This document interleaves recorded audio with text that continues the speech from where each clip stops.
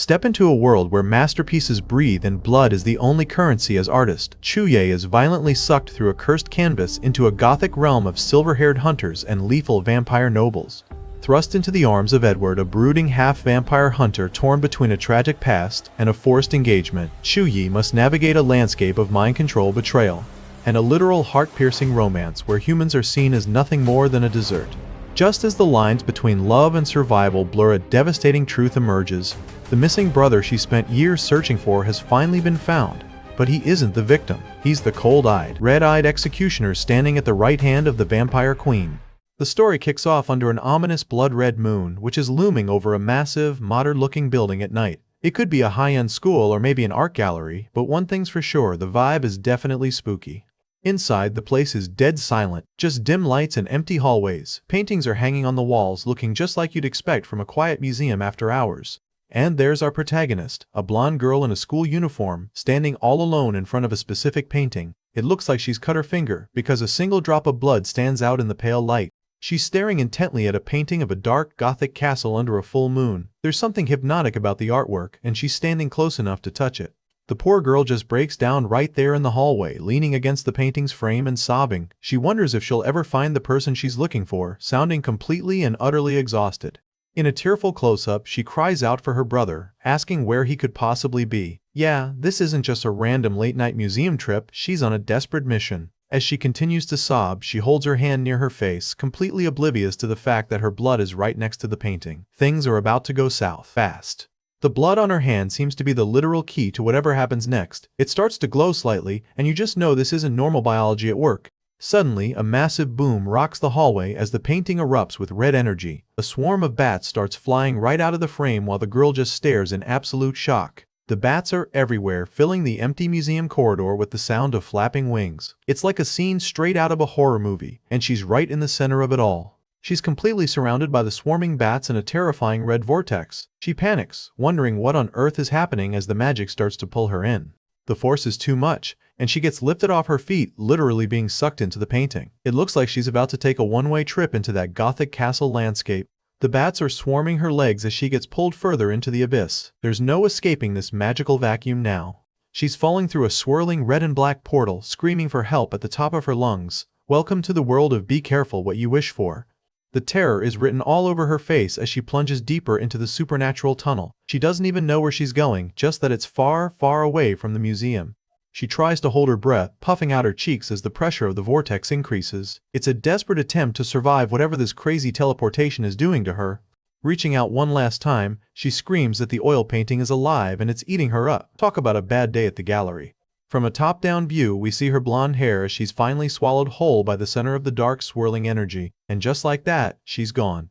Back in the museum, the painting settles back into its frame like nothing ever happened. The castle and the moon look just as they did before, totally innocent.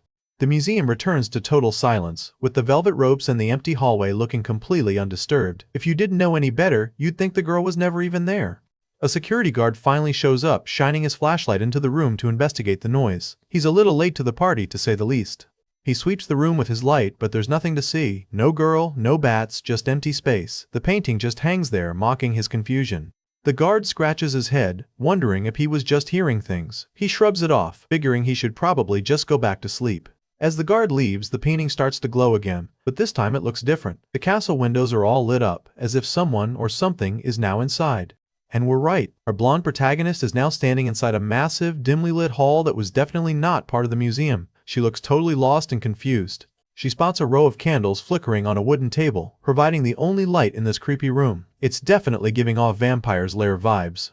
The poor girl collapses on the floor, passing out from the shock of the trip. She's lucky she didn't break anything on the landing. Her eyes snap open, revealing a stunning blue, and she wonders where on earth she's ended up. The first thing she sees is someone's feet. She's not alone. She sits up and realizes she's leaning over a body lying on a raised platform. Her panic meter is probably hitting 100 right about now. She stares in wide-eyed shock at the person in front of her. It's a moment of pure "what have I gotten myself into?" Lying in a coffin-like bed is a handsome guy with silver hair, dressed in an elaborate vampire outfit. He looks like he's just waiting for a dramatic awakening. He's incredibly pale and still, with a large red gem pinned to his cravat. He definitely fits the sleeping prince trope, except way more gothic. We get a quick shot of the girl's shoes as she trembles near the coffin. She's definitely reconsidering all the life choices that led to this very moment. Suddenly, the silver-haired guy's eyes snap open, revealing a piercing, demonic red. This is the part where most people would start running for the hills. He looks up at her with a bored, half-lidded expression, totally unbothered by the fact that a random girl is staring at him. He's got that "I just woke up from a century-long nap" energy.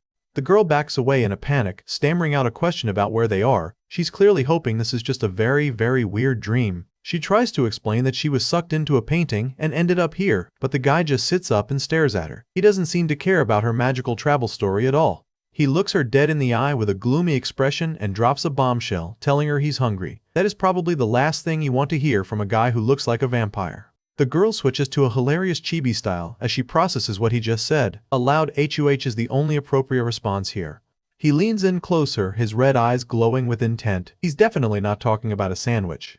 He flashes his sharp vampire fangs and asks if he can eat her. "Yeah, no thanks, buddy." The girl is absolutely terrified. She stands there shaking, asking him exactly what type of eating he's referring to. She's hoping he means he's a cannibal, because being a vampire snack is way, way worse.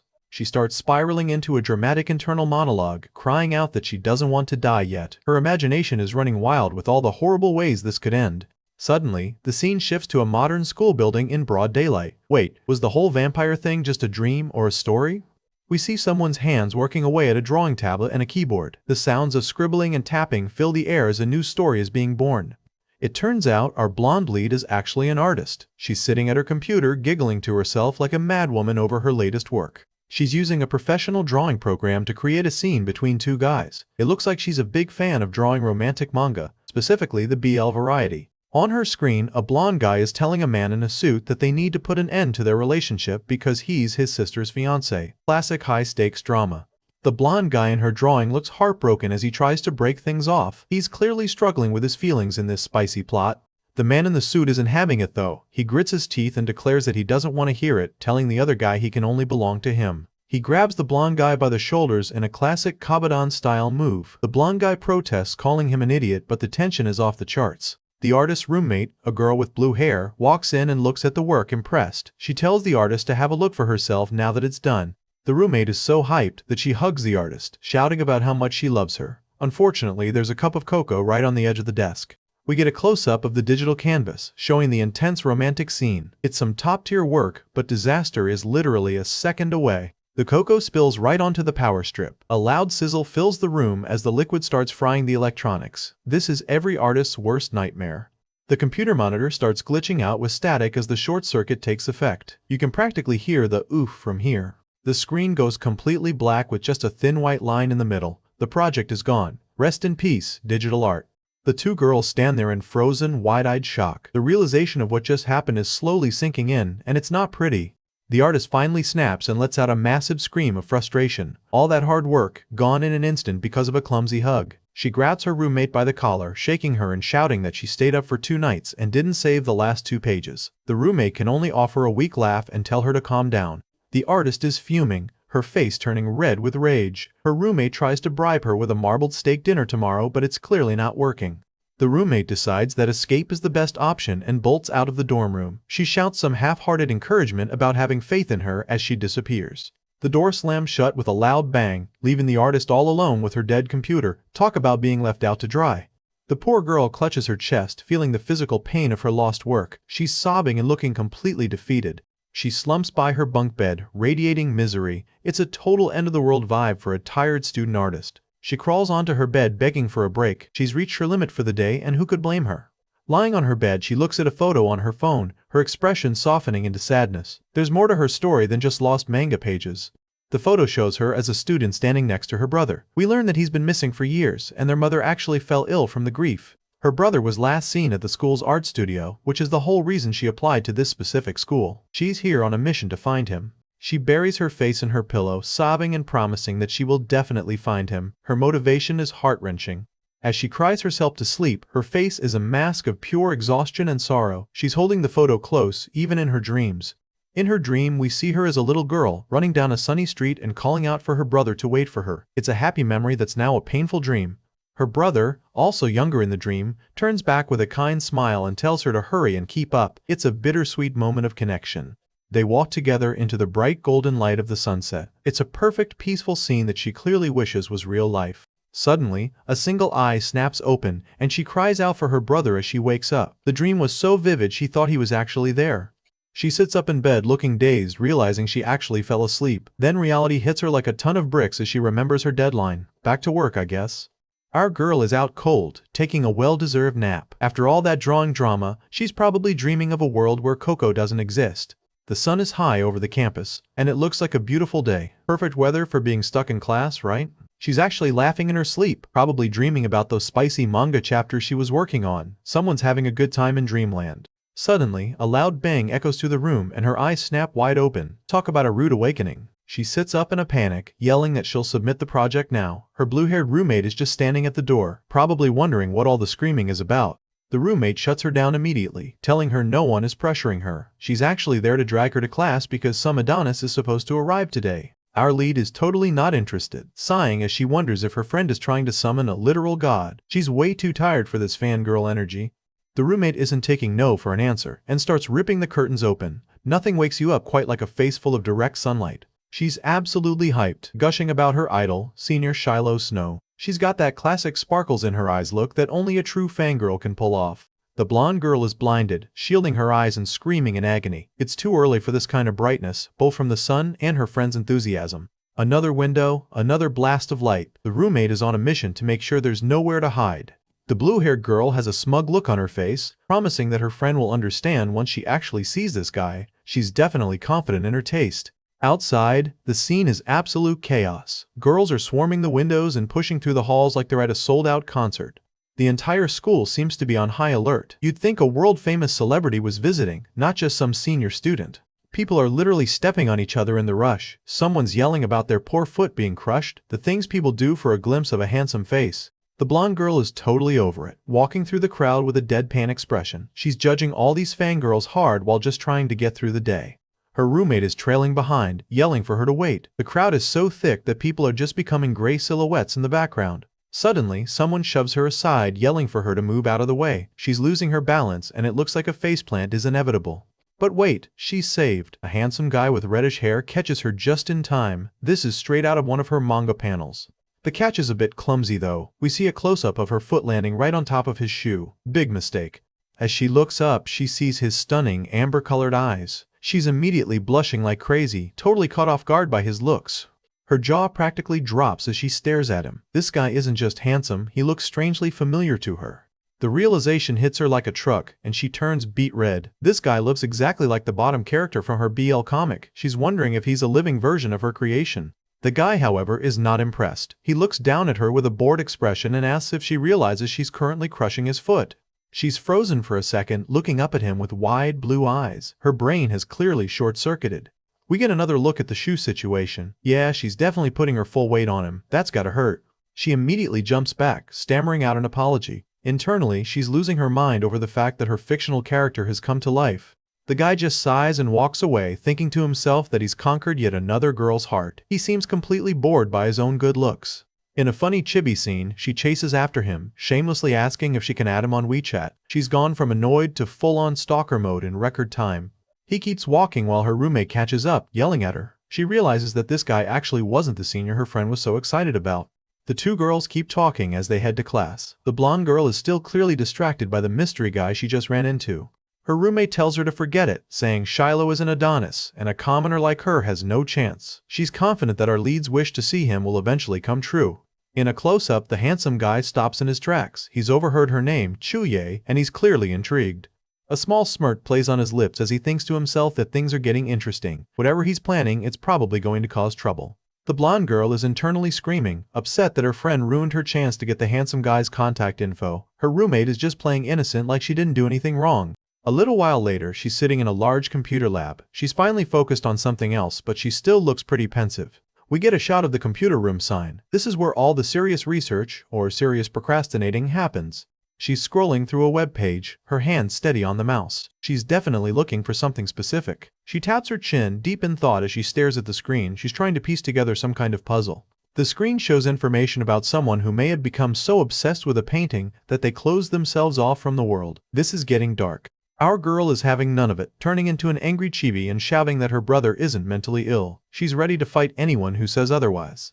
She leans her head on her hand, thinking about a specific phrase, conveying love through 100 years. It reminds her of a certain vampire-themed painting. She looks down sadly as memories of her brother flood back. He's clearly the center of everything she's doing right now.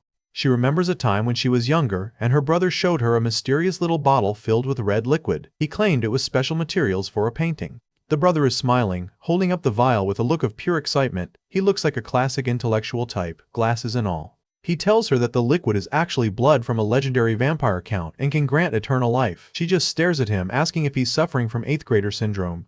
In the memory, she takes the bottle from him and it seems to glow with a strange light. It's a very delicate looking thing. He frantically tells her to be careful while she teases him, saying it just looks like red ink. It's a sweet, normal sibling moment that feels heavy now. Back in the present, she slams her fist on the desk. She's spiraling, wondering if her brother got into some kind of trouble because of that blood. She stands up in the middle of the computer lab, panicking and wondering if he was abducted by some dark foreign power. Her imagination is taking her to some pretty wild places. She has a quick fantasy about her brother being tied up before shaking it off. She decides that the first thing she needs to do is go take a look at that painting again. She sprints out of the room and towards the elevator on the 2nd floor. She's on a mission now, and nothing is going to stop her. The computer screen behind her stays lit, showing a profile of her missing brother next to an image of that eerie castle painting. The two are definitely connected. A close-up of the screen shows her brother's kind, smiling face. He has no idea his sister is about to jump headfirst into a supernatural mystery to find him.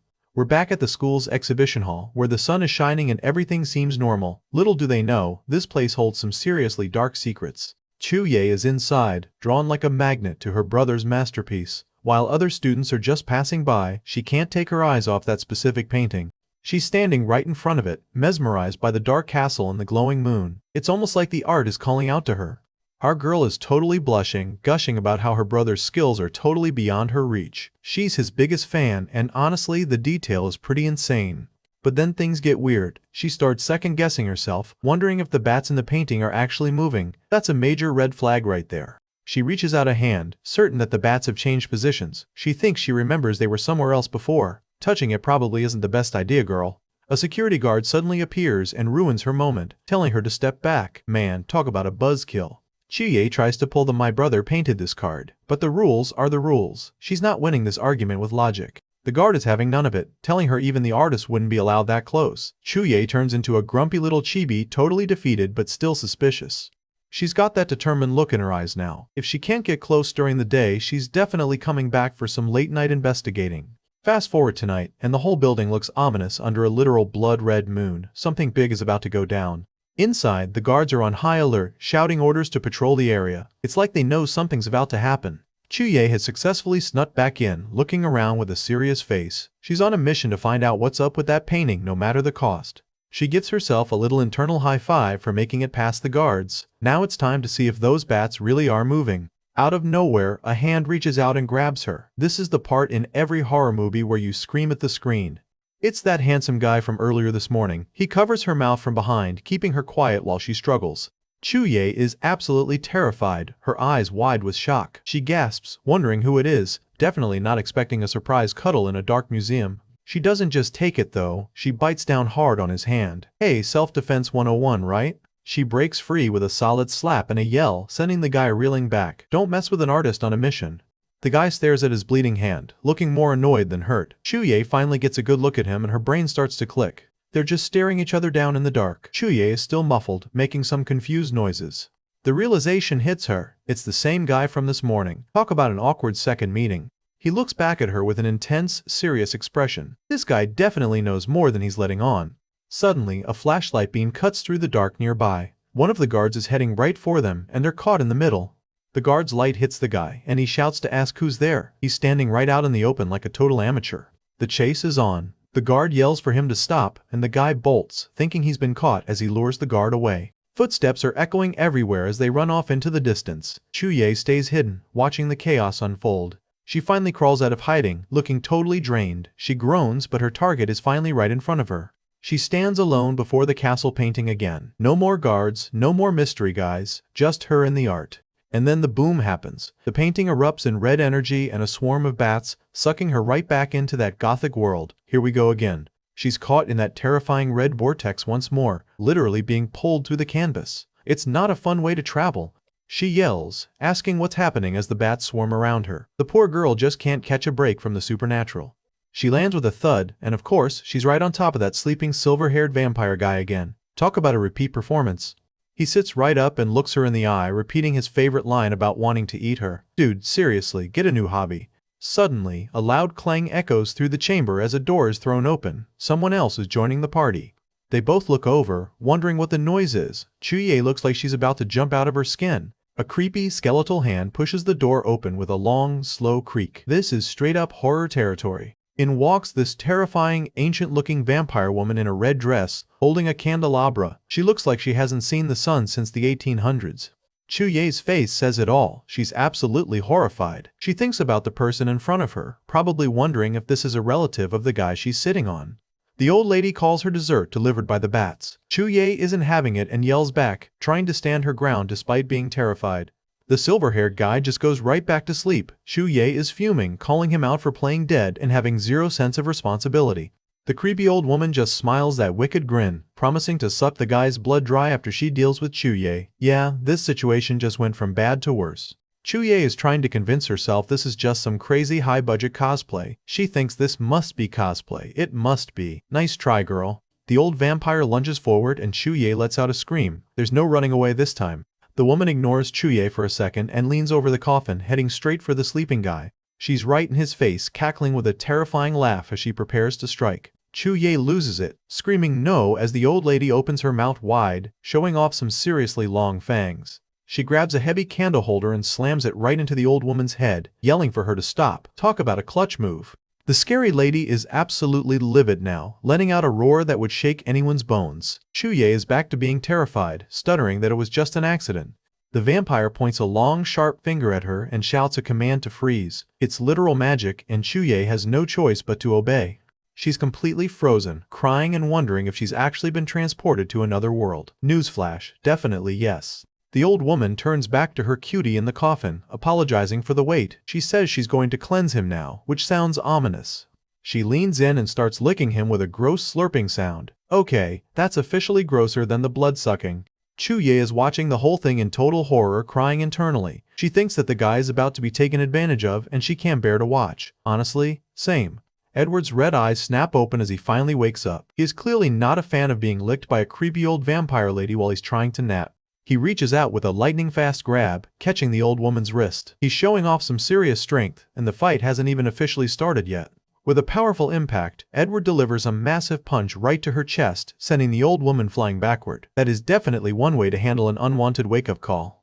Edward stands up from his coffin bed, looking completely unbothered. He drops a savage line asking if the holy water he prepared is to her liking. Chuye is crying tears of absolute joy. She shouts that he scared her to death, relieved that her sleeping beauty finally woke up to save the day. The old woman is huddled on the floor, looking completely terrified. She's asking who this sinister guy is, realizing she picked a fight with the wrong person. He drops the mic with his name, Edward Blanco. He looks totally badass, standing tall with a cold, determined expression. The old lady's eyes almost pop out of her head in shock. She stammers out his name, recognizing him as the legendary vampire hunter. Chuye is celebrating, realizing she can finally move her body again. She cheers that she can move. The magic's been dispelled, pumping her fists in the air. The old vampire is screaming now, calling Edward a shameless scum and a traitor for killing his own kind. It looks like Edward is a vampire who specializes in hunting other vampires. She decides to switch targets and lunges right at Chuye. The girl lets out a terrified yell as the old woman gives up on her master-servant plan and goes straight for the kill. Oh no, Chuye actually takes a hit. Blood splatters across her white school shirt as she lets out a pained groan. This just got way too real. Suddenly, a cross-shaped tattoo on her chest starts glowing with a brilliant golden light. The blood seems to be burning right off her clothes. The old woman screams as she's blasted back by the divine energy coming from Chuye. It turns out the girl was carrying some serious protection all along. Edward catches her before she hits the ground, holding her close with a concerned look. The old woman is already scurrying away into the dark, realizing she can't win this. Chuye is pale and trembling, whispering that it hurts. She's genuinely terrified, asking herself if this is how she's going to die. Edward looks down at her, his red eyes glowing with an intense protective fire. He's clearly not about to let anything else happen to her. The old lady has fully retreated, disappearing through the heavy wooden door. She's smart enough to know when she's been beat. Chuya's eyes flutter shut as she thinks she can't accept this. She's finally hit her limit after all the teleporting and vampire punching. She goes completely limp, fainting right into Edward's arms. He holds her steady, looking like a hero straight out of one of her own manga. We get a close-up of the poor girl as she drifts off into unconsciousness. The glowing tattoo on her chest is still visible, though the light is slowly fading. Edward stands tall, looking toward where the old woman fled. Now that his guest is out of harm's way, he can finally handle business. We see a low-angle shot as someone approaches the old lady. The tension is building up for the final showdown. Edward faces off against the old vampire in a moonlit courtyard. He's armed with a wooden stake, the classic vampire slaying tool, ready to end this. The old woman is still screaming about traitors, warning him that the queen and the nobles will punish him for this. She's really grasping at straws now. Edward isn't intimidated at all, telling her they'll have to see if she's even alive to notify them. He is absolutely cold-blooded when it comes to his job. He raises the stake, ready to deliver the final blow as he moves with incredible speed. There's no mercy in his eyes. The old woman's face is a mask of pure, wide-eyed terror. She knows exactly what's coming, and she's powerless to stop it. The scene shifts back to a wide shot of the castle under the blood moon. Everything has gone quiet, suggesting the fight is finally over. Chuye wakes up in a luxurious, candlelit bedroom. She's tucked into a comfortable bed, looking very confused as she takes in her new surroundings. She looks groggy and overwhelmed, her blonde hair messy against the white pillow. She's slowly processing that she's actually safe. Her blue eyes snap open with realization as she remembers the chaos from before. She's definitely not in the museum anymore. She sits up in bed, shouting to ask where this is. She realizes she's been changed into a nightgown, which just adds to her what the hell moment. She looks down at her chest, her face turning into a confused little chibi. Something about that tattoo is clearly on her mind. She touches the cross-shaped tattoo on her skin, wondering why it started glowing earlier. It's the only reason she's still alive right now. It's flashback time. We see her brother taking her to get that tattoo years ago. She thinks about how she never knew it would be so useful in this alternate world, finally realizing her brother's weird advice was actually a lifesaver. She remembers the light blasting the old lady away, but wonders why Edward, also a vampire, wasn't hurt by it. The mystery is only getting deeper. She decides she needs to find some answers and starts to get out of bed. She looks determined, even as she's still a bit shaken. She puts on a pair of fancy white heels with bows. Whoever is hosting her definitely has a thing for high-end fashion. She walks down a massive, grand hallway as a splashing sound echoes from a room ahead. Curiosity is definitely getting the better of her. She finds a beautiful lion head fountain pouring water into a pool. The atmosphere is strangely relaxed compared to everything else she's been through. She stops at the edge of the pool and sees Edward already in there. Her face is about to go full tomato mode in 3, 2, 1. She internally screams as she gets a massive anime-style nosebleed. Seeing Edward shirtless and drinking wine in a pool is way more than her poor heart can handle. A close-up of Edward's red eye shows he spotted her. He doesn't look particularly thrilled to have his bath time interrupted. He's just chilling in the water, holding a glass of red wine. He looks like the ultimate high-class vampire noble, completely at ease. They start yelling at each other across the room. Chuye is freaking out while Edward tells her a maid changed her clothes, and she should just get out already. Edward looks pretty annoyed, telling her to beat it. He's trying to enjoy his soak and really didn't need a frantic schoolgirl staring at him. Chuye huffs and walks away, trying to act like she's totally over it. She yells back that she wins. She has no interest in looking at him anyway. Sue your girl. Internally though, she's blushing like crazy. She huffs to herself, taking back what she said, clearly appreciating the view more than she's letting on. Later, they're both out on a balcony. Edward is dressed in normal clothes now, sipping his wine while Chuye tries to explain the whole sucked into a painting thing. We get a stunning view of the dark town from the balcony. It looks like a classic European village from a fantasy novel, lit up under the stars.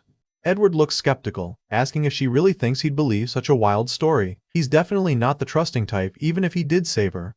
Chuye leans on the railing, looking completely exhausted. She cries out that she's still dumbfounded, and honestly, can you blame her? She asks him why that old hag was trying to suck his blood if he's a vampire too. It's a fair question, considering they're supposed to be on the same team. Edward explains that she wanted to exchange blood to turn him into her servant. Controlling another vampire is apparently the ultimate power move in their society. We see a shot of some scary-looking vampire nobles, including the queen. Edward explains that the entire ruling class of this country is made up of vampires. He swirls his drink and bluntly states that humans are just dessert to them. It's a pretty grim way to look at existence. We see a sad shot of ordinary humans being led away like livestock. Apparently hundreds of people are donated as food every single day. Dark stuff. A group of vampire hunters has formed to fight back, but Edward says they've had very little effect so far. It sounds like a pretty hopeless situation for humanity.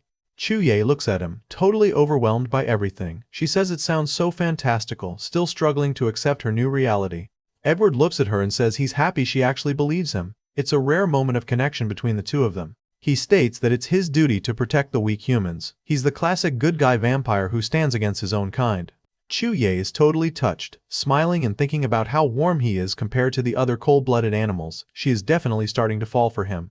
Edward asks if she thinks this is funny, his eye glowing red again. He is not amused by her smiling during such a serious history lesson. Chuye immediately panics, waving her hands and stammering that no, it's not. She does not want to get on his bad side after he just saved her life. She asks him to help her investigate if her brother was also brought here by the painting. She's hoping he'll be her personal bodyguard for this mission. She looks down at his glass and realizes the liquid is a bit too thick. She starts to ask if that is what she thinks it is, her heart sinking. Edward confirms her suspicion with a chilling look. He tells her it's human blood and asks if she wants a sip. He is 100% messing with her now. Chuye is back to her wide-eyed, terrified state as Edward takes a sip. She was just praising him for being warm, and then he goes and pulls a classic vampire move like this. Big mistake, girl.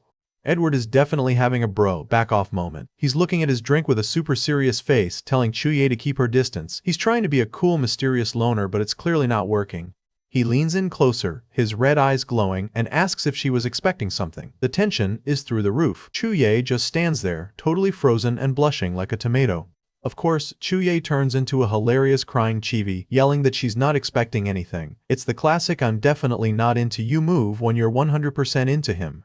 The moment is totally ruined by a red-haired guy who bursts onto the balcony. He's hyped because he found someone to fix the boss's crossbow. This kid is clearly the comic relief. He stops mid-sentence, looking back and forth between the two. The did I come at the wrong time look on his face is priceless. Yeah buddy, you definitely did. Edward decides it's time to bail, telling the new guy to get ready for their original plan tomorrow. Chuye stays behind, looking a bit disappointed that the drama got cut short. The sun rises over the fancy European-style buildings of the town. It's a new day, which usually means more trouble for our protagonist. Edward walks through a stable toward the red-haired guy who's already busy with the horses. This place is definitely going for that old-world fantasy aesthetic. The sidekick greets Edward with a big good morning, boss. Edward just gives a cold one-word reply. He's really committed to the moody vampire hunter vibe. He drops the news that Chuye is gone. She's headed back to the abandoned castle alone to find a way home. This is 100% a don't do that moment. Edward's eyes widen in genuine shock. He asks if she went on her own, clearly not expecting her to actually follow through on her reckless plan. He clenches his fist, thinking she's an idiot. He's definitely annoyed, but you can tell he's worried about her. Time for a rescue mission. We see the massive castle under a clear blue sky. It's beautiful but also super creepy, which is the perfect combination for a portal to another world. Chuye is inside the castle's grand hall, standing right where her journey started. She's staring at the empty coffin, probably hoping it'll just teleport her back. She looks totally lost, asking herself how she can go back. She's realizing that magic portals are way more complicated than they look in her manga. She closes her eyes, thinking back to the moment she was first sucked into the painting. She's desperate to recreate whatever triggered the magic.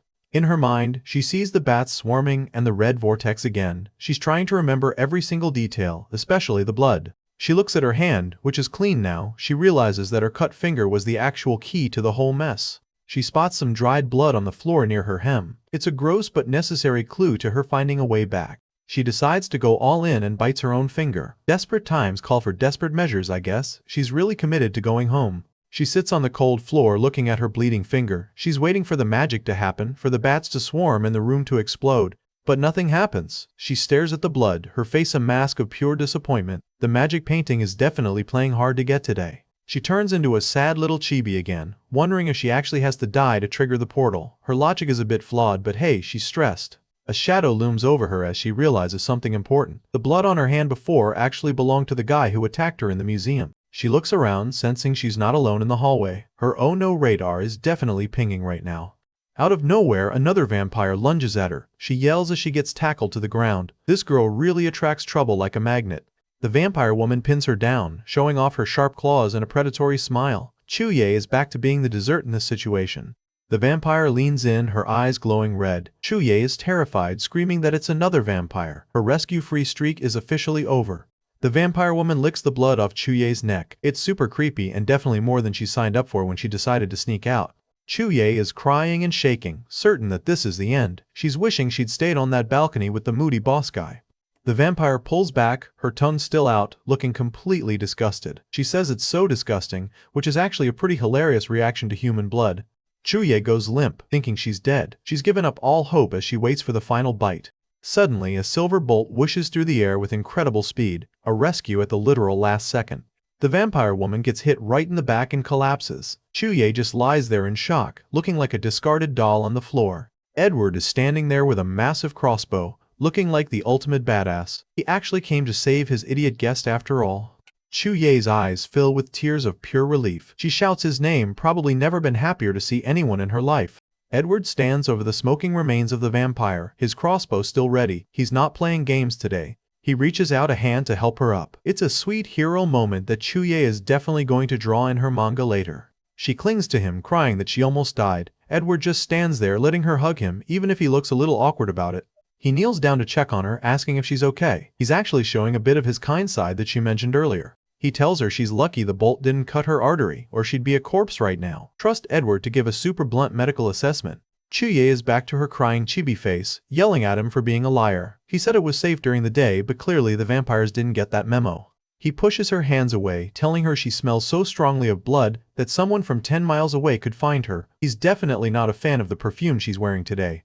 Chuye looks down, embarrassed, and mutters a quiet apology. The mood has gone from intense to super awkward in record time.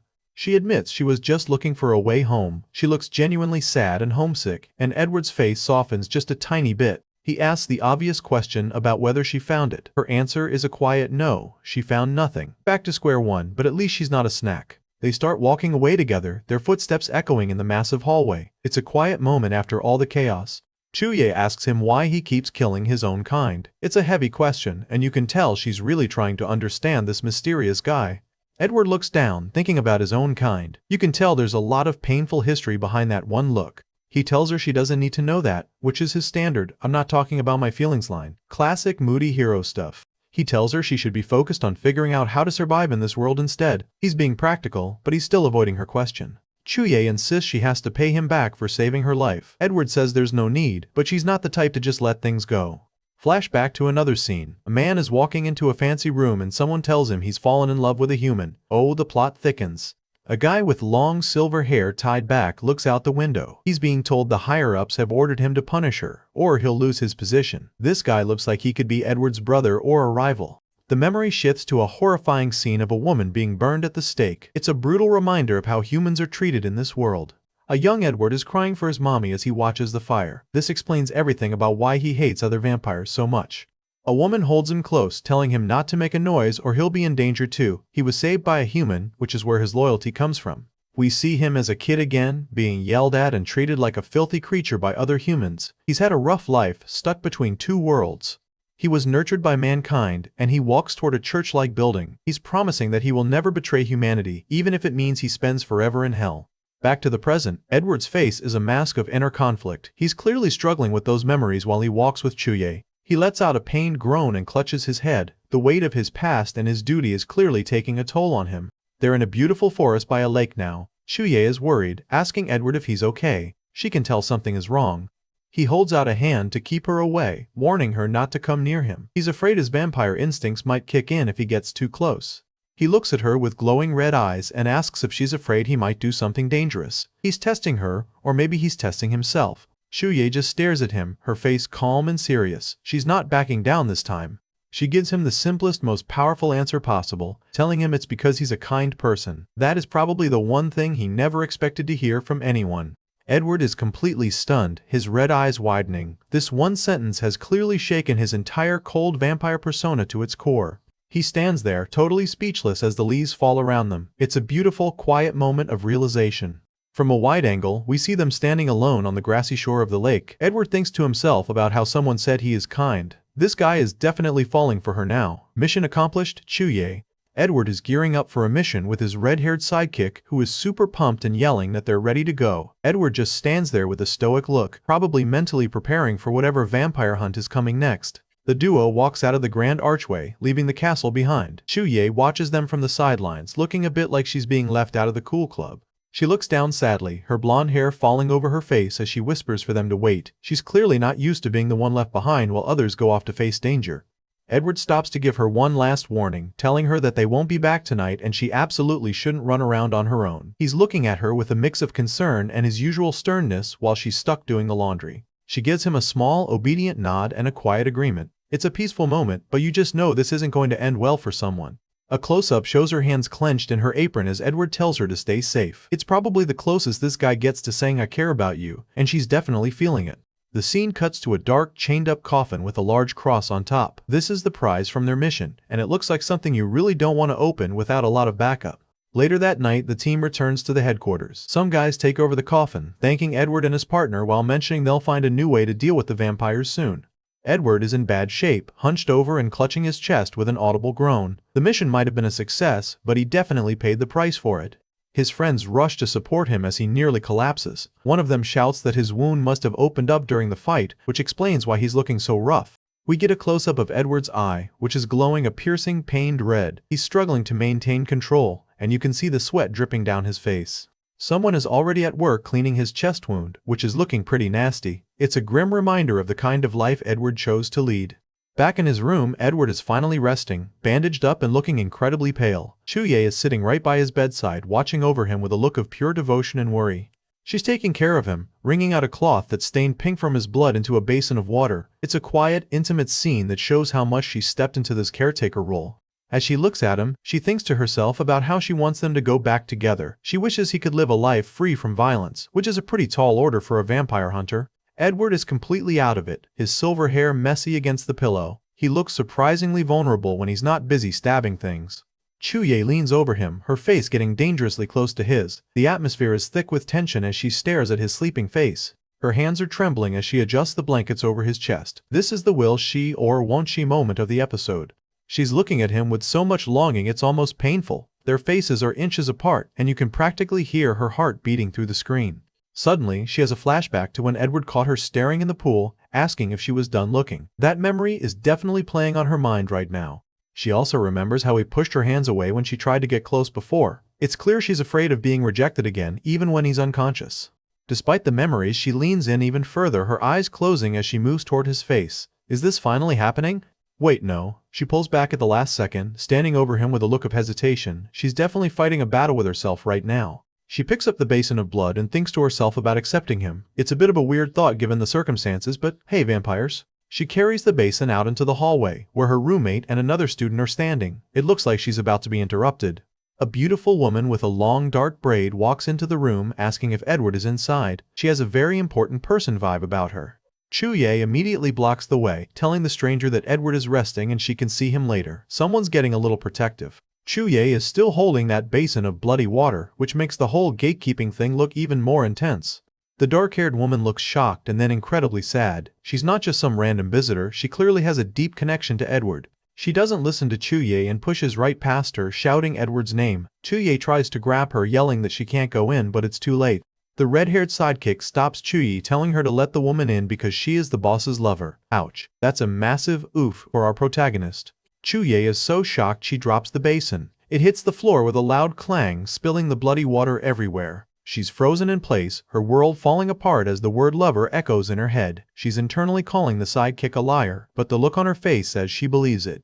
Inside the room, the woman is already at Edward's side, calling his name with tears in her eyes. It's a heartbreaking contrast to Chuye's earlier quiet care. The woman does something unexpected. She takes out a small knife and cuts her own wrist. This isn't just a visit, this is a survival ritual. She holds her bleeding wrist over Edward's mouth, letting her life force drip into him. It's a ritual that only someone truly intimate with a vampire would know to do. Chuye watches from the doorway, looking absolutely devastated. She realizes that no matter how much she cares for him, she might never be able to provide what he actually needs. A close-up shows Edward instinctively drinking the blood while he's still half unconscious. It's a dark, visceral scene that solidifies their bond. Edward's eyes snap open, glowing with a renewed, predatory red light. He's waking up, but he looks a bit like a monster in this moment. We see the deep cut on the woman's wrist as the blood continues to flow. She's literally sacrificing herself to bring him back. Edward lets out a heavy huff as he comes back to reality, looking dazed and bloodstained. It's a pretty intense way to start the day. The woman looks down at him with pure relief, asking how he feels now. She's completely focused on him, ignoring the self-inflicted wound. Edward sits up, looking at her with a soft, apologetic expression. He's sorry for making her worry, confirming that they really are close. She leans in to check his chest wound, and he just gives a quiet, okay. Chuye is definitely feeling like the third wheel of the century right now. Cut to Chuyi outside by the lake, aggressively throwing stones into the water. She's spiraling, shouting about how she's a bad woman who ruins other people's happiness. She slumps down by the shore, sobbing into her hands. She's realizing how much she assumed about her place in Edward's life, and it's crushing her. The poor girl is having a total breakdown, clutching her head and calling herself an idiot. She really thought she was the female master of this place, and reality just hit her like a ton of bricks. She huddles into a ball by the water, looking completely defeated. She whispers that this is good, probably trying to convince herself that she's better off without him. Poor Chuyi. Chuye sits alone by the lake, spiraling into self-doubt as she questions her feelings. She wonders if she's only clinging to Edward because she's lonely and scared in this strange world. She steels her resolve, deciding to rely on herself to survive and find a way back home. She refuses to be anyone's second choice or a temporary distraction. With a determined look, she repeats her new mantra: she won't be a mistress or a rebound. She's officially done expecting anything from the handsome vampire hunter. In a hilarious pep talk to herself, she tells her brain to stop being obsessed just because she saw a pretty face. Don't get the wrong idea just because someone treats you nice. Words to live by, honestly. Her internal monologue is cut short by a hand suddenly landing on her shoulder. She looks back, completely caught off guard.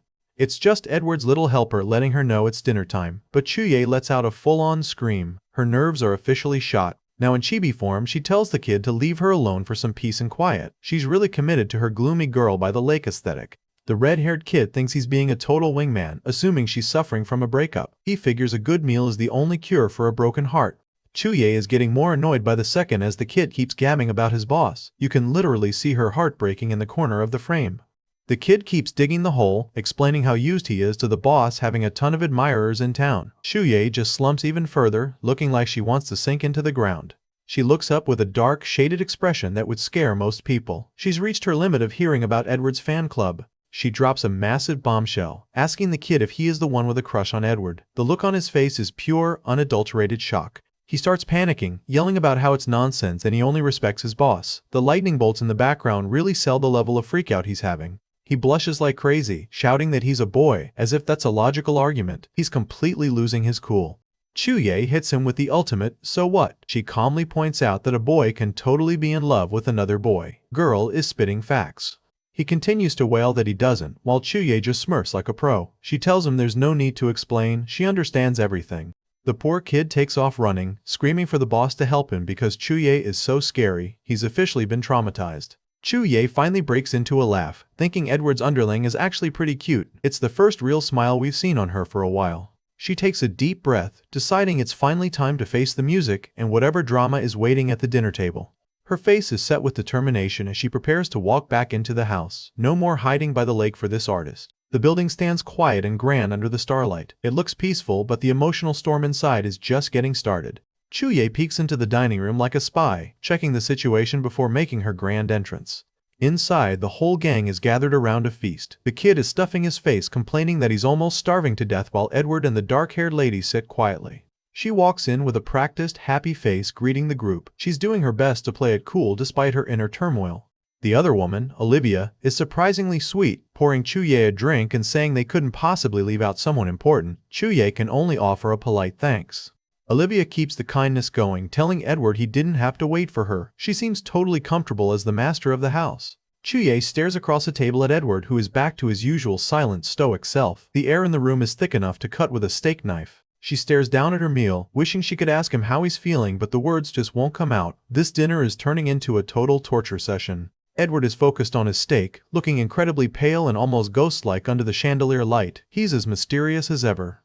The table falls into a long, awkward silence. From above, you can see how much space there is between everyone, both literal and emotional. Olivia formally introduces herself with a polite smile. She seems like a genuinely nice person, which almost makes it worse for poor Chuye. Chuye introduces herself in return, lying that she's just staying because Edward's maid went home. She's doing everything she can to downplay their relationship.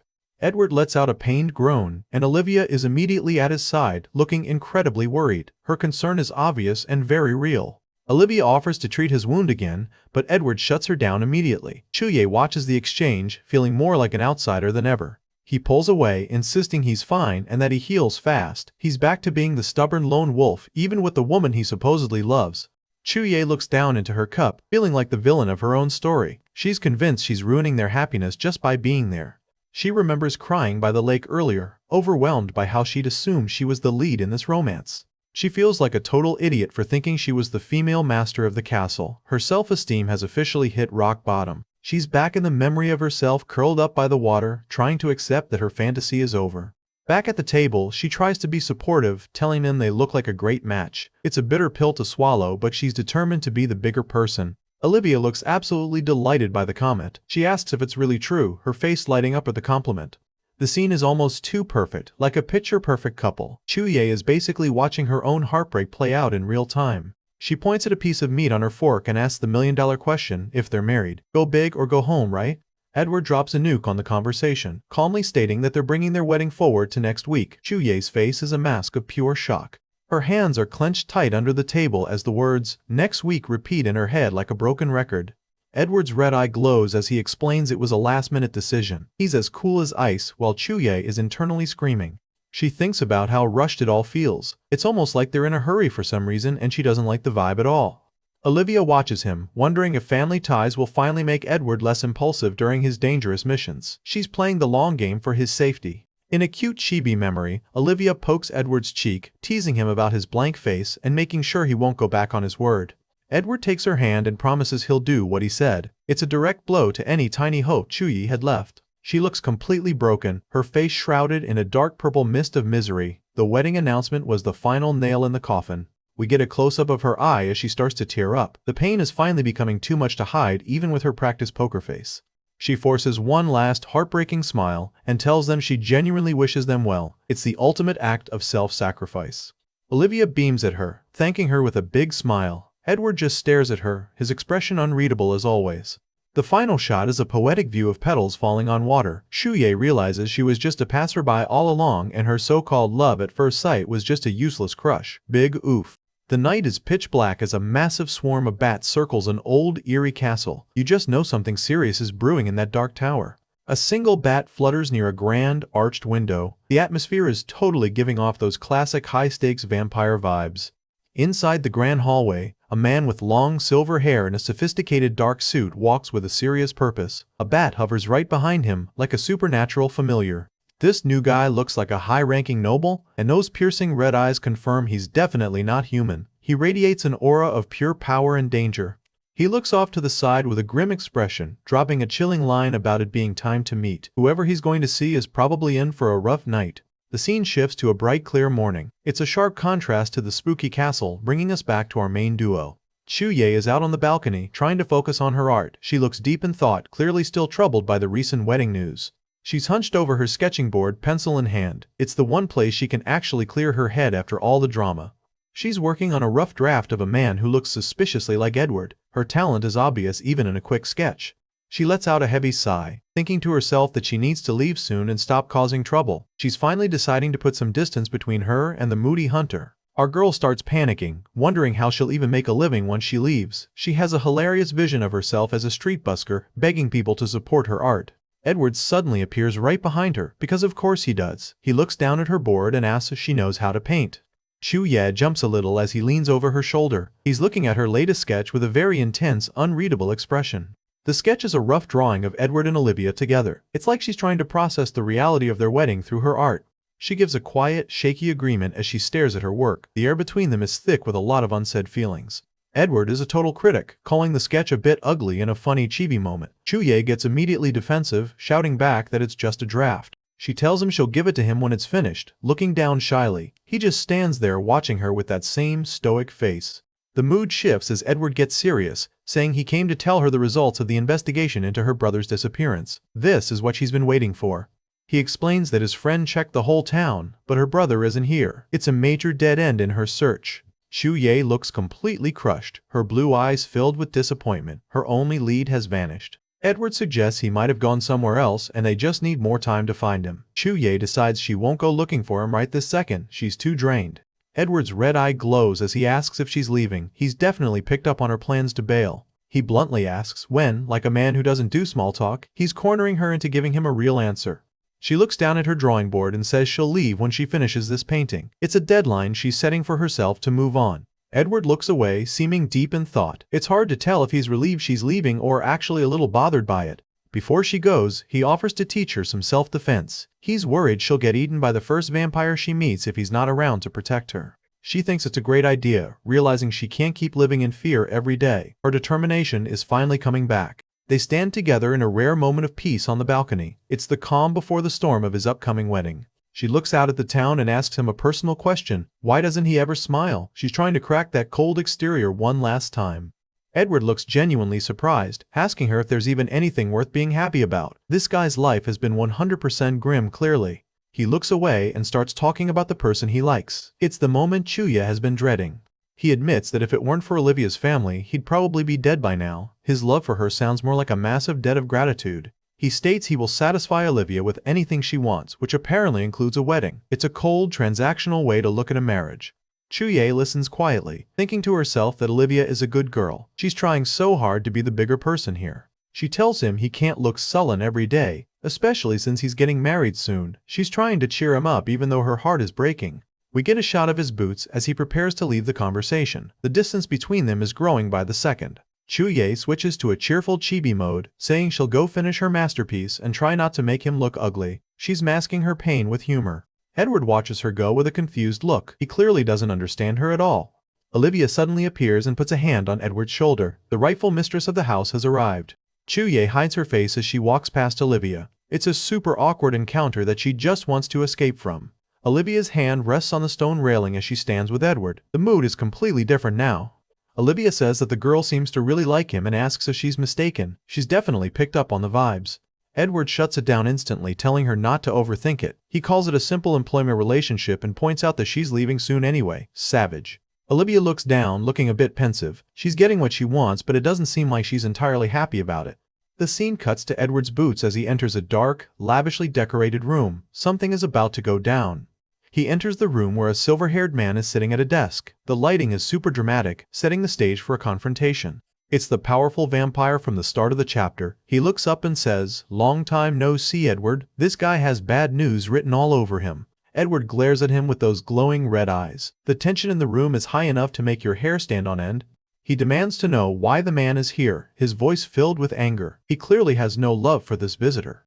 The man stands up, pointing out that his son is about to get married and asking why shouldn't he witness it. Wait, so this is Edward's father? Edward looks down, gritting his teeth in a pained expression. He growls out a desperate plea for him to leave. He finally snaps, baring his fangs and warning the man not to force him to make a move. He is officially finished with this family reunion. Edward's father is standing there looking completely disappointed in his son. He tells Edward that he hasn't received enough discipline for over a decade and has already forgotten how to properly greet his elders. Edward is absolutely fuming, looking at his father with pure hatred. He's not interested in a lecture and tells him to get lost in no uncertain terms. The older vampire just stares back with those cold, glowing red eyes, totally unfazed by his son's outburst. He's got that "I'm in control here" energy that's honestly terrifying. He starts talking down to Edward again, clearly trying to provoke a reaction. The power dynamic in the room is shifting, and it's definitely not in Edward's favor. Edward finally snaps, his face twisted in rage as he yells about how dare he mention his mother. This is clearly the one topic that breaks his composure. Edward's father reaches for a weapon hidden in the folds of his clothes. This father-son reunion is about to turn into a literal death match. Edward lunges forward with a dagger, screaming that his father is a demon who killed his mother. He's putting everything into this one desperate strike. His father is way too fast, effortlessly catching Edward's arm mid-swing with a firm grab. The sheer difference in their power levels is staggering. He pushes Edward back, looking completely bored by the attempt on his life. It's like swatting a fly to him, which just fuels Edward's rage even more. Edward is panting, his fangs bared and his eyes glowing as he shouts for him to go die. He's completely lost to his emotions at this point. A chilling close-up of his father's eye shows absolutely zero emotion. This guy is cold-blooded to the core, and he's finished playing games. Suddenly, his father places a hand on Edward's chest, and a surge of glowing green energy erupts from it. This isn't just a regular push, it's a powerful magical strike. Edward is blasted off his feet by the magical shockwave, looking completely helpless. The sheer force of his father's power is on full display here. He slams into a heavy wooden door with a massive bang and a pained groan. That had to break at least a few ribs. Edward is sprawled on the floor, coughing up blood while white feathers or petals float around him. He looks totally defeated and broken. He clutches his chest, groaning in pain as he tries to breathe. The internal damage from that magical blast must be severe. His father stands over him, coldly asking how it feels to have his old wound torn open again. He's a total monster, using physical pain to teach his son a lesson. He towers over Edward as he continues to struggle, telling him that this is how he should face his father. Talk about the most toxic parenting moment in history. Edward looks up with a look of pure, unadulterated hatred, vowing to kill him one day and get revenge for his mother. He might be down, but he's definitely not out. His father reaches down and picks up the dagger that Edward dropped during the fight. He stands there holding the weapon, looking down at his son with an expression that's impossible to read. The father turns to look out a window at the moonlit trees, claiming he actually loved Edward's mother. He says he hopes that Edward can accept him one day, which is rich after what he just did. He looks back with a serious expression, saying he will use his life to pay back the debt he owes to both Edward and his mother. He reaches down toward Edward, who's still on the ground, telling him not to move while Edward asks what on earth he's doing. He places a glowing hand over Edward's chest, and it looks like he's actually using his power to heal him. This guy is a total enigma. Edward lets out a confused sound as the magical energy flows into his body. He's clearly not sure whether to trust his father or bite him. His father tells him simply that his wound has been healed. One minute he's blasting him into a door, the next he's performing emergency surgery. Talk about mixed signals. Edward immediately pushes his father's hand away, a bright flash of light sparking from the contact. He clearly doesn't want anything to do with his father's kindness. He glares at his father, demanding to know what he's scheming now. He's lived through enough of his father's games to know there's always a catch. His father pulls out an ornate silver box and says it was designed by Edward's mother herself and made by royal craftsmen. He opens the box to reveal two stunning silver rings. He says it's a shame he can't help her wear them anymore, which is a surprisingly somber moment. He hands the box to Edward, wishing him and his fiancée a happy marriage. This is getting weirder by the second. He mentions he's prepared some money in a depository, enough for Edward to live for 100 years without any worries. He's basically giving his son a massive vampire-sized inheritance. Edward looks totally conflicted, telling him he doesn't need to do that as his father prepares to leave, saying he is going back. His father looks back one last time, regretting that he can't attend the wedding. It's almost like he's trying to be a real dad for a second. He offers a small, mysterious smile, saying he believes Edward will definitely be happier than him. Edward watches him go, looking more lost and confused than ever. This whole encounter has completely turned his world upside down. We get a shot of his father's boots as he stops near the doorway. His father stands silhouetted against a large window, telling Edward he has one more thing to tell him before he leaves. He looks out at the moon, telling Edward to remember to hold back his uncontrollable emotions or something bad will eventually happen. He explains that a vampire's emotions are several times stronger than a human's. It's a final, chilling warning about the danger of their own nature. Edward snaps back, asking if he thinks he can clear his sins just by doing all this. He's not going to let his father off the hook that easily. Suddenly, a massive set of dark bat wings sprout from his father's back as he prepares to take flight. The dramatic exit is in full swing. He flies off into the night sky, silhouetted perfectly against the full moon. Talk about a grand departure. Edward stays behind on the balcony, looking out at the falling leaves. He's got a lot to process after that crazy family reunion. Suddenly, the scene shifts to a bright room where Chibi-Chuye is passed out on her chair, snoring away. A close-up of her sleeping face, totally oblivious to the heavy vampire drama that just went down. She's definitely reached her limit. Her blue-haired roommate is trying to comfort her, but Chuye is in full-on sobbing mode, probably still dreaming about that wedding news. The roommate gives her a pep talk, telling her there are plenty of other fish in the sea and she shouldn't be so sad over one guy. She points to a picture of some other handsome dudes, including a doctor and a detective, saying she's bound to find a suitable one. Chuye stares at the images with wide, teary eyes. She's definitely not buying the plenty of fish argument.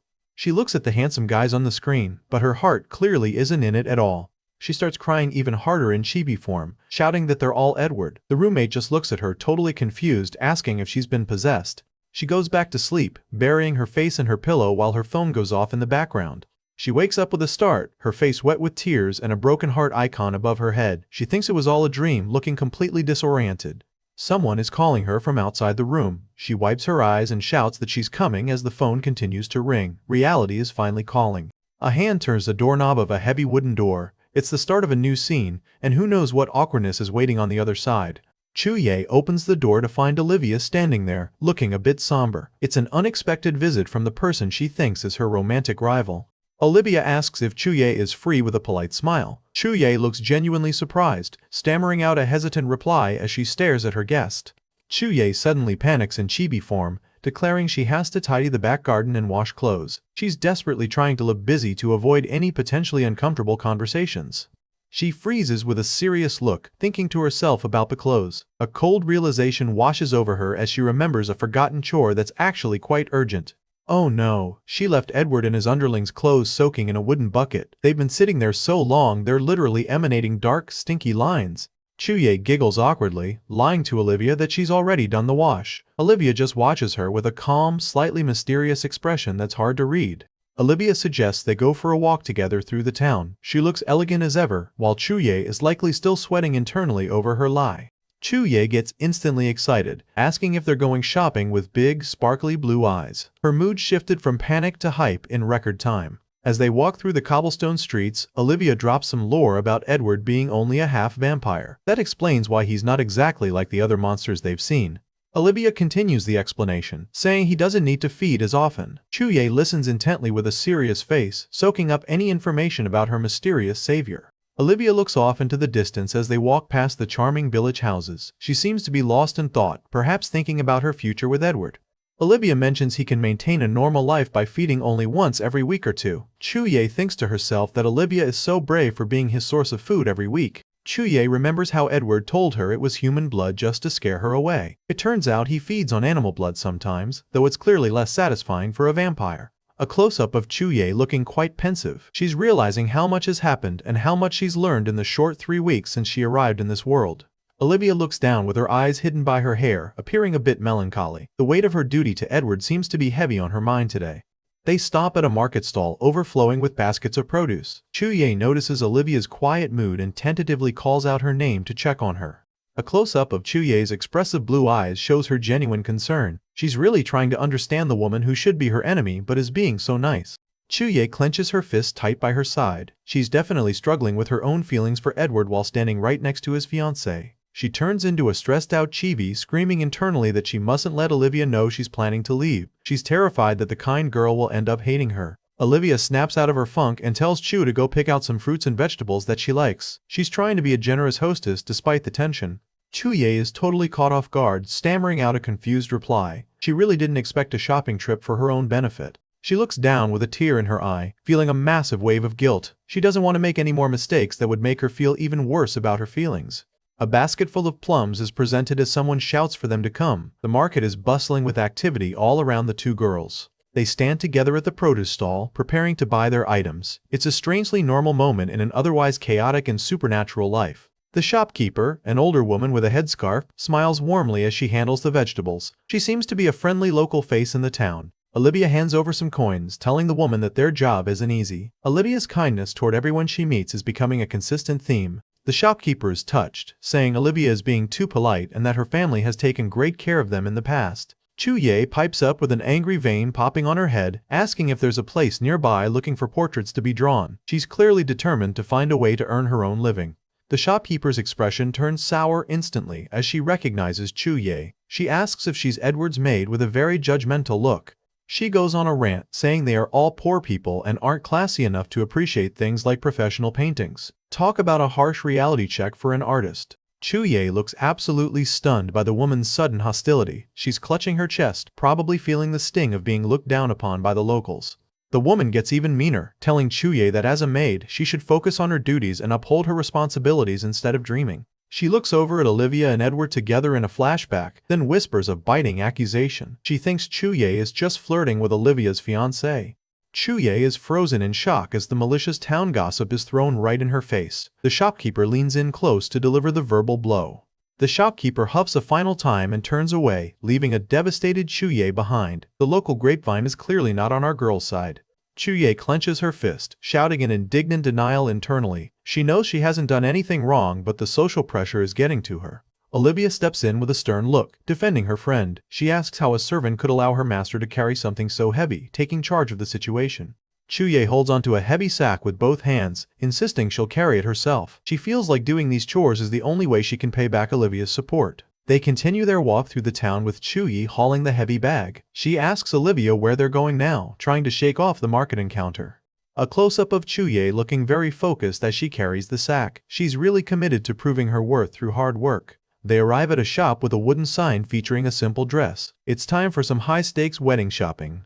The tailor inside welcomes them warmly. She's clearly very happy to see her high-profile client. The woman noticed Edward isn't with them and asks about his whereabouts. Olivia explains he's busy dealing with something at the stables. Chuye is completely dazzled by a stunning, sparkling gown on a mannequin. She gasps that she's only seen dresses like this online, her artist heart skipping a beat. The tailor mentions that another couple happened to order 2 wedding outfits and tells Olivia to have a look. The wedding preparations are moving full steam ahead. Olivia has a surprising idea, suggesting that she and Chu each try on one of the dresses. Chuye looks incredibly confused by the proposal. She turns into a happy chibi, insisting that Chuye should try it on personally. She's being very insistent for someone who should be the only bride in the room. Olivia gently pushes Chuye toward the changing area, saying they have similar body shapes, so it's a good way to compare. Chuye looks totally overwhelmed by the sudden turn of events. We see the door to the changing room with a small bang star next to it. Someone is currently undergoing a massive transformation inside. Chuye is blushing like crazy in a close-up, giving in because she loves trying on clothes for free. Her fashion-loving side finally won out over her awkwardness. The tailor offers to help Olivia get dressed as well. Olivia is all smiles, thanking her for the help as she prepares for her own reveal. We get a shot of the elegant white lace of a wedding dress train trailing on the floor. It looks absolutely beautiful and very high-end. A pair of tall black leather boots enters the shop. Someone unexpected is arriving just as the wedding dress rehearsal is finishing up. It's Edward. He calls out Olivia's name, looking as cool and brooding as ever in his white shirt and suspenders. Olivia steps out in a gorgeous white gown with a purple ribbon, looking every bit the noble bride-to-be. She asks him how the horse deal went. Edward lets out a tired sigh, complaining that the buyer was too picky and now he's stuck with skinny horses. Even a vampire hunter has to deal with annoying business stuff. A hand turns the doorknob of the changing room. The final reveal is about to happen, and the timing couldn't be worse. Chuye steps out in a full frilly wedding dress and her jaw literally drops when she sees Edward. He's just as stunned, staring at her with wide eyes. Chuye turns into a shell-shocked chibi, declaring she's only there to try on clothes. She realizes she's currently the ultimate outsider standing there in a wedding gown. Edward and Olivia stare at each other in an incredibly tense and silent moment. The awkwardness in the room is off the charts. Chuye stands in her beautiful white dress, surrounded by glowing butterflies, but she looks miserable. She's thinking how awkward this is and what she's even doing here. Edward glares at Olivia with glowing red eyes. He is definitely not a fan of this little wedding rehearsal stunt she's pulled. Olivia just gives him a very confident, knowing smile. She's definitely testing him to see how he really feels about Chuye. She drops a total bombshell, stating that it seems compared to her, he likes Chu more. She's finally saying the quiet part out loud. Edward is completely flustered, letting out a shocked sound. He's totally been caught off guard by her directness. Olivia tells him not to be so nervous, claiming she was only talking about the style of their dresses. She's playing it off like a joke, but you just know she meant every word. Talk about a cliffhanger. Edward and Olivia stand together, looking like the perfect high society couple. The silence between them is heavy, especially with Edward's usual stoic expression. Edward breaks the silence, telling Olivia that the dress really suits her. Olivia immediately turns it around, asking if he doesn't like Chu's dress. She is clearly not letting him off the hook. Edward looks away, his red eye glowing with a mix of frustration and unsaid thoughts. He's definitely struggling to keep his cool vampire persona intact right now. Chu stands there in her beautiful white dress, looking completely dazed. When Edward bluntly says no, it's a direct blow to whatever tiny hope she might have had. Olivia takes his answer as a sign and decides to order the dress she's currently wearing. The wedding plans are officially moving forward, and Chu is just a background character in her own drama. Chu looks down, her eyes filled with a quiet, heartbreaking sadness. She's trying to hold it together, but you can tell she's completely crushed. She finally speaks up, saying she'll go get changed. She just wants to escape this awkward situation as fast as possible. As she walks away, Edward and Olivia watch her go. The distance between them feels like a physical thing, and the mood in the room is at an all-time low. A close-up of Chu shows her looking completely drained. She's processing Edward's rejection, and it's clearly hitting her hard.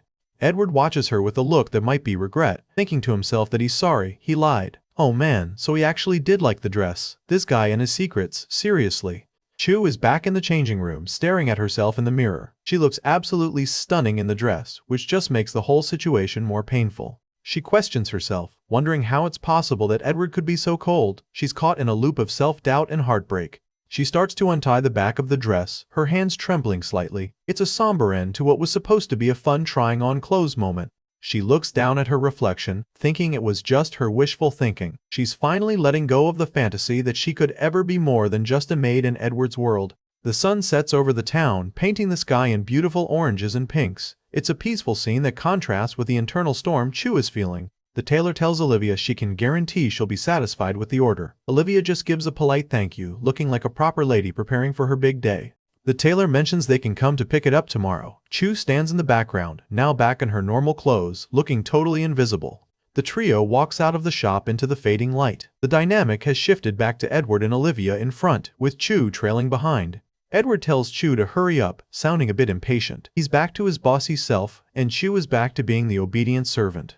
Chu is struggling with a heavy sack again, her hands buried in the coarse material. She's literally and figuratively carrying the weight of her situation.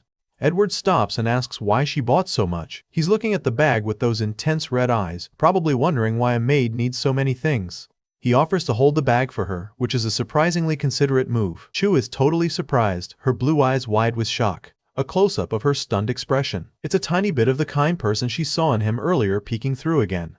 She quickly stammers out that there's no need, trying to maintain her professional distance. She doesn't want to get her hopes up again after the dress incident. She insists this is her job while looking down at her shoes. She's really doubling down on her role as a servant to protect her heart. Edward glares at her, clearly not happy with her refusal. He's not used to people saying no to him, even when he's trying to be helpful. He bluntly tells her that her job is to wash and clean, not carry stuff. He's basically using logic to force her to let him help. Classic Edward.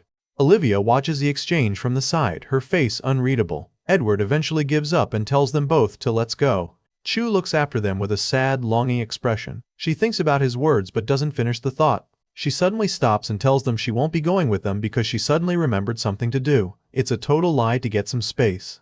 Olivia tells her to come back early as they'll be waiting for her for dinner. Chu just gives a quiet okay while Edward and Olivia walk away. Chu stands alone, watching them go with a look of pure, quiet heartbreak. She's finally on her own, just like she planned. Edward and Olivia walk together across a stone bridge at sunset. It looks like a scene from a romantic movie, which just adds to the irony of Chu's situation. Olivia comments that Chu was born to lead a precious life and that it's tough on her to be a maid. She seems genuinely empathetic toward the girl. Edward just thinks to himself that here she goes again as Olivia continues to talk. He's clearly heard this kind of talk from her before. He tells Olivia not to be like this and not to force others to cater to her. He's basically calling out her guilt, which is pretty harsh. A flock of white birds flies through the beautiful sunset sky. It's a cinematic moment that highlights the tension between the two leads. Olivia lets out a heavy sigh, looking out at the fading light. She's clearly frustrated with Edward's cold attitude. Edward stands his ground, looking away from her. The bridge they're on seems to represent the divide between them. Olivia asks him why. For someone who's about to leave, he isn't leaving a good impression. She accuses him of lying to himself and getting frustrated. She's hitting him where it hurts. A close-up of Edward's red eye shows he's listening, but his expression remains frozen. He is a master at hiding what he's really feeling. Olivia insists that he should know they're innocent. This mystery deepens. What are they innocent of exactly? She clenches her fist, looking down with a mix of anger and sadness. She's really trying to get through to him, but it's like talking to a brick wall. Leaves fall from a tree, dancing in the light of the setting sun. The conversation is clearly taking an emotional toll on both of them. Ripples move across the surface of a pond as leaves fall into the water. It's a visual metaphor for the impact of Olivia's words. They continue their walk through the woods, the trees casting long shadows around them. The atmosphere is getting more and more ominous. Olivia points out that town rumors didn't come from nowhere, and that Edward even pays Chu double the amount he paid his previous maid. She's presenting evidence of his feelings. Edward snaps back, saying he also paid Walker double because he made extra money recently. Nice try, Edward, but your logic is a bit thin. We get a quick shot of Walker and Chu in chibi form, both happily thanking the boss. It's a rare moment of lightheartedness in a very serious chapter. Olivia isn't buying it, telling Edward he's just scared and doesn't want to admit it. She is officially winning this argument. Edward glares at her, his red eyes narrowed in anger. He's definitely feeling the pressure of being called out on his feelings. He stands there silently, the bag of maid stuff still in his hand. He's a man of few words, and right now he has nothing to say. Olivia clutches her chest, looking pained. She's clearly hurting from his rejection as much as Chu is. She puts a hand on his shoulder, begging him to stay and saying he won't betray her either. This sounds like there's some kind of shared past or promise between them. Edward looks down at her hand and then simply tells them to go. He's effectively ending the conversation and walking away. They walk off together into the twilight, the woods swallowing them up. It's a very somber ending to their private talk. Edward looks back one last time, his face a mask of unreadable emotions. He's a complicated guy, that's for sure. Cut to Chu, who is already back in town and eating a large roll. She thinks to herself that food can indeed soothe all unhappiness. Honestly, relatable. She's happily munching away in chibi form, her bad mood finally starting to lift. Bread, the universal cure for heartbreak. She walks past the couple who are leaning against a building, deep in conversation. She doesn't notice that the woman is watching her. The woman's eyes widen in shock as she sees Chu. She thinks to herself, oh shh, clearly recognizing our protagonist from somewhere. The woman lunges forward and grabs Chu's arm, shouting that she's ruined her business. Poor Chu just stands there looking completely confused. Chu's bread roll falls to the ground with a soft thud. Just when things were starting to look up, disaster strikes again. Big mistake, girl.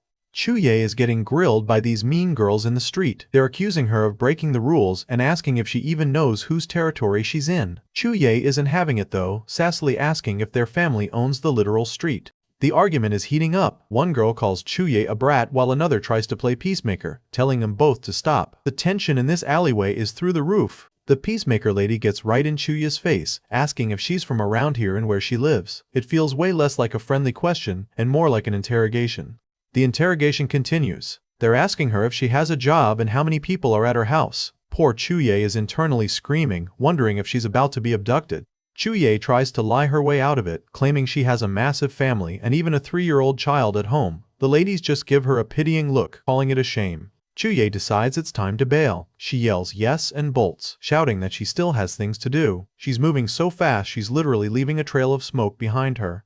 Once Chu-ye is gone, the two women start scheming. The daughter is worried about the Baron's reputation if info leaks, suggesting they shouldn't have let her go so easily. The mom has a sinister look on her face, judging that Chu-ye doesn't even know who the Baron is. She's planning to send someone to investigate her, figuring they can rely on her to make money later. Yikes. A chilling close-up of the mother's wicked smile. She's definitely got some dark plans for our protagonist. This is not good.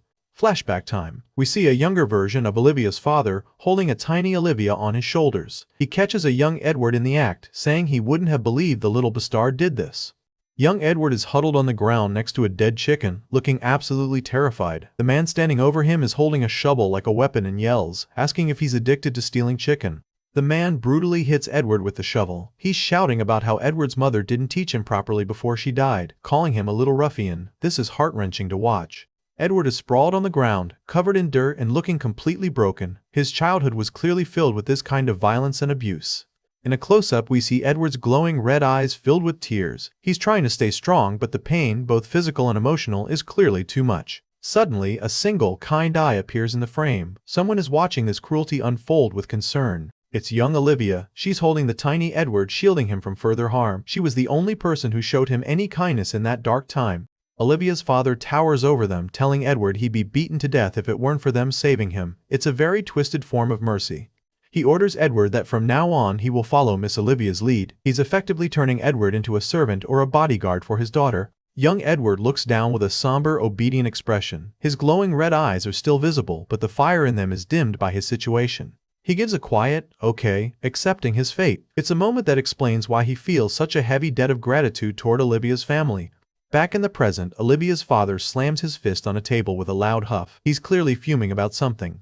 He's lounging in a fancy chair, shouting about how Edward is bullying his daughter. He's still the same arrogant, controlling man he was years ago. Olivia sits across from him looking down at her tea. They're in a lavishly decorated room, but the atmosphere is incredibly tense.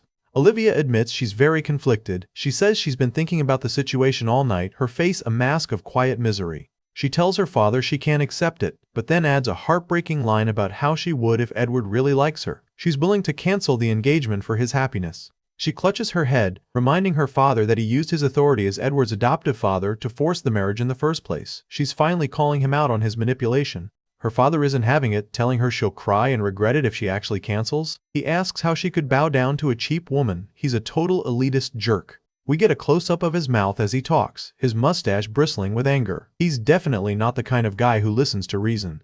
He leans in close to Olivia, telling his dear daughter that when she encounters a problem, she shouldn't retreat, she needs to fight for what she wants. He's encouraging her to be as ruthless as he is. Their maid enters the room, agreeing with the father. She tells Olivia that if that woman disappears, she won't have to worry anymore. This is getting dangerously dark. The maid pours some milk into a cup, her expression hard and determined. She's clearly fully on board with the get rid of the competition plan. Olivia looks horrified, asking if they're not planning to kill her. Even she has a limit to how far she'll go. She stares down into her cup, whispering, "No, they can't do that." She's struggling with her conscience against the pressure from her father and her maid. Olivia tries to rationalize the situation, pointing out that Edward said the girl is leaving anyway. She's desperate to find a peaceful way out of this. The maid isn't letting it go, telling Olivia she's being taken advantage of and that they're trying to cheat behind her back. She's a total master of manipulation. The maid tells her not to worry and to let her handle it, all with a sinister, confident look. Chuye is officially in big trouble. Olivia just sits there looking completely defeated and overwhelmed. She's being pulled into a dark plot she never wanted. A close-up of Olivia's face as she gives a weak okay. She's finally given in to the pressure, and the consequences are going to be disastrous. The scene cuts back to the village under a bright blue sky. It looks so peaceful, which just makes the scheming inside all the more chilling. Edward is back at the stables, tending to one of his horses. He's always at work, even when a conspiracy is brewing against the girl he secretly likes. Chuye is nearby, sweeping the floor with a broom. She's back in her maid persona, trying to stay busy and out of trouble. Edward's red-haired underling runs through the yard with 2 buckets. It's a busy day at the castle, and everyone is focused on their chores. Chuye stops sweeping and looks over at Edward. She has something on her mind, and you can tell she's nervous about saying it. Edward stops and looks at her. She asks if he can write her a recommendation letter so she can leave and work elsewhere. She's really serious about bailing. Edward's red eye narrows as he stares at her. He looks genuinely annoyed or maybe a little hurt by the request. He continues his work, giving a short, cold sure. He's really committed to his "I don't care" attitude, even when she's asking to leave his life forever. Chuye looks down, feeling the sting of his coldness. She whispers that she's troubled him, feeling like a massive burden. Edward finally turns to look at her, telling her to stop being gluttonous and lazing around her next boss because they won't be as well-tempered as him. What a classic Edward backhanded compliment. Chuye turns into an angry chibi, shouting about who's gluttonous and lazy. She hits him right back, calling him a narcissist. Their bickering is top tier. Suddenly, Edward actually laughs. It's a small, genuine laugh that completely shocks Chuye. The cold vampire has finally cracked a smile. Chuye is frozen in wide-eyed shock, thinking he's actually laughing. It's a huge moment for their relationship, even if it's just for a second. Edward looks back at her with a much softer expression, telling her to hurry and get to work, milady. He's teasing her, and it's actually kind of sweet. Chuye giggles in chibi form, playfully saying she refuses and sticking her tongue out. They're finally having a normal, happy moment together. Suddenly, Olivia's father and her maid burst into the yard. He's shouting about how they haven't even married his daughter yet, and asking how Edward dares to openly flirt with his mistress. The mood just took a nosedive. He points a shaking finger at Edward and Chuye, ordering someone to hit that shameless woman for him. He is officially out for blood. The maid lunges forward and grabs Chuye's arm. Edward is right there, asking what they're doing. Things are about to get real ugly real fast. Big mistake, old man. Chu stands between 2 maids, looking absolutely terrified. She's trying to defend herself, telling them they've made a mistake and things aren't what they seem. Edward looks over at Olivia with a serious, questioning gaze. Olivia just stares back, her expression unreadable. The air in this courtyard is officially thick enough to choke on. Olivia stands alone, looking down with a sad, distant expression. She's caught in the middle of this mess and she clearly doesn't know how to handle her father's aggression. Olivia's father towers over the group, yelling that he's not oblivious to the sneaky things done behind his daughter's back. This guy is 100% convinced he's uncovered some secret affair. Edward glares at the old man, his red eyes glowing with anger. He demands to know what exactly he's referring to. He's done being polite to this bully. The father screams back, asking if Edward wants him to reveal those nasty things in front of everyone. He is leaning into his role as the town's most dramatic parent. Edward isn't backing down, telling him to stop making wild accusations. He's trying to stay composed, but you can see he's at his breaking point. The old man points a judgmental finger, claiming Edward doesn't even know how to repent for his sins. His self-righteousness is actually off the charts. He orders his maids to beat this shameless woman until she's paralyzed. Chu stands her ground, shouting back that he is the shameless person. "Go off, girl." Edward stands between Chu and the aggressors, firmly stating that she's his maid, and the father has no right to do that. He is officially in protective mode. The tension explodes. Edward and the father's maid face off, both looking ready for a physical confrontation. The girl in the middle is just praying she doesn't get squashed. The maid actually goes for it. She grabs Chu by the hair and starts dragging her. Chu lets out a scream of pain as the physical violence starts. Chu is thrown to the ground with a pained grunt. She's defenseless against the angry maid, and things are looking really bad. The maid raises a wooden staff, yelling about how Chu is bullying her miss. This woman has clearly been brainwashed by the father's narrative. The staff comes down with a heavy blow. Chu screams as she's beaten while lying on the ground. This is honestly hard to watch. Flashback to young Edward, looking exactly like Chu does now, beaten and huddled on the ground. This parallel is too painful to be a coincidence. Edward stands tall, his aura burning with dark energy. He looks terrifyingly powerful as he demands that they did not hear him. He's reaching his limit. Chu looks up from the ground with one teary eye. She's seeing the monster Edward is becoming to protect her, and she looks genuinely scared. A hand reaches out to stop Edward from doing something he'll regret. Someone shouts at him that he can't go over there. Olivia's father grabs Edward's arm, asking if he can bear to hurt Olivia. He's using his own daughter as a human shield to stop Edward's rage. Disgusting. The maid is still pulling Chu's hair as Olivia screams for her father to stop, yelling that he's going to kill her. The scene is total chaos. The maid glares at Olivia, telling her this woman's not going to show her any mercy. She is fully committed to the villain role. Chu is crying, calling them all scum and cursing them. The maid just looks at Olivia and scoffs at how stubborn Chu is being.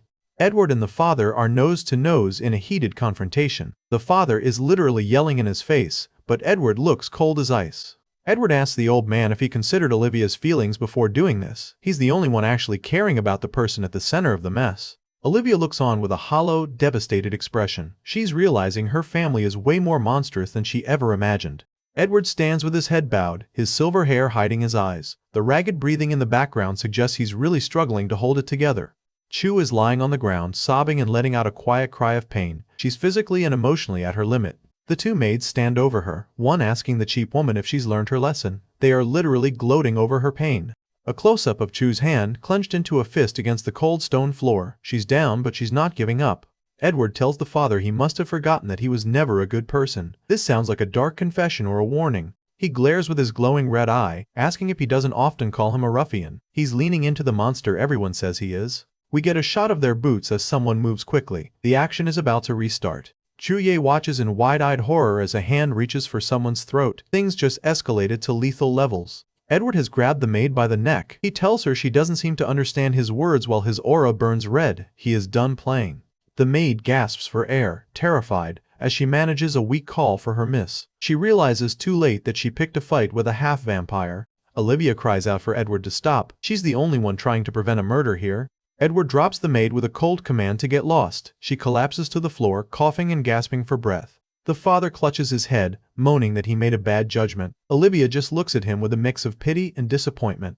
Chu is huddled on the ground as the maid scuttles away, shouting not to come near her and calling him a blood-sucking demon. The secret is officially out. A close-up of Chu's teary blue eyes as she looks up at Edward. She's seeing him in a totally new and much scarier light. She tries to push herself up, her hands trembling on the ground. She's trying to find the strength to stand after the beating. Chu sits on the floor, looking absolutely shattered. She's pale, trembling, and clearly in shock after everything that happened. A close-up of her white dress, now torn and stained with dirt and blood. It's a visual representation of her ruined reputation in this town. She thinks to herself that she can't stand, her eyes brimming with tears. She feels completely helpless and broken. She looks around at everyone standing over her, realizing she can't be scared. She knows she needs to stand up so these people don't treat her like a joke. Olivia's father keeps digging, saying it looks like this woman will have to crawl for the rest of her life. Olivia just begs him to stop talking. Edward steps forward, his expression hidden. He's about to do something to change the situation once and for all. He actually picks Chu up. He tells her she doesn't need to work today and he'll take her back. This is the ultimate I've got you moment. Chu clings to his shirt, her face buried in his chest. They share a quiet, heavy silence as he carries her away from the hateful crowd. Olivia watches them go, whispering Edward's name with a look of pure heartbreak. She's lost him, and she knows it. Edward walks away without looking back. His silhouette is firm and determined as he leads Olivia and her father behind. He explains that he's helping Chu not because they have a secret relationship, but because they're treating her the way he was once treated. It's a powerful, honest declaration. Chu kicks her leg slightly as he carries her, and Edward just lets out a tired huff. He's really done with everyone's drama today. Olivia's father isn't letting it go, screaming that there's no point explaining and they're still a pair of cheaters. He is officially the worst. A final close-up of Edward as he grits his fangs. He is barely holding back the beast inside, and you just know this isn't the end of the conflict. Stay tuned. Edward is still carrying Chu on his back, looking absolutely lethal. He stares down the people in front of him and drops a chilling question about what he was thinking back in the day.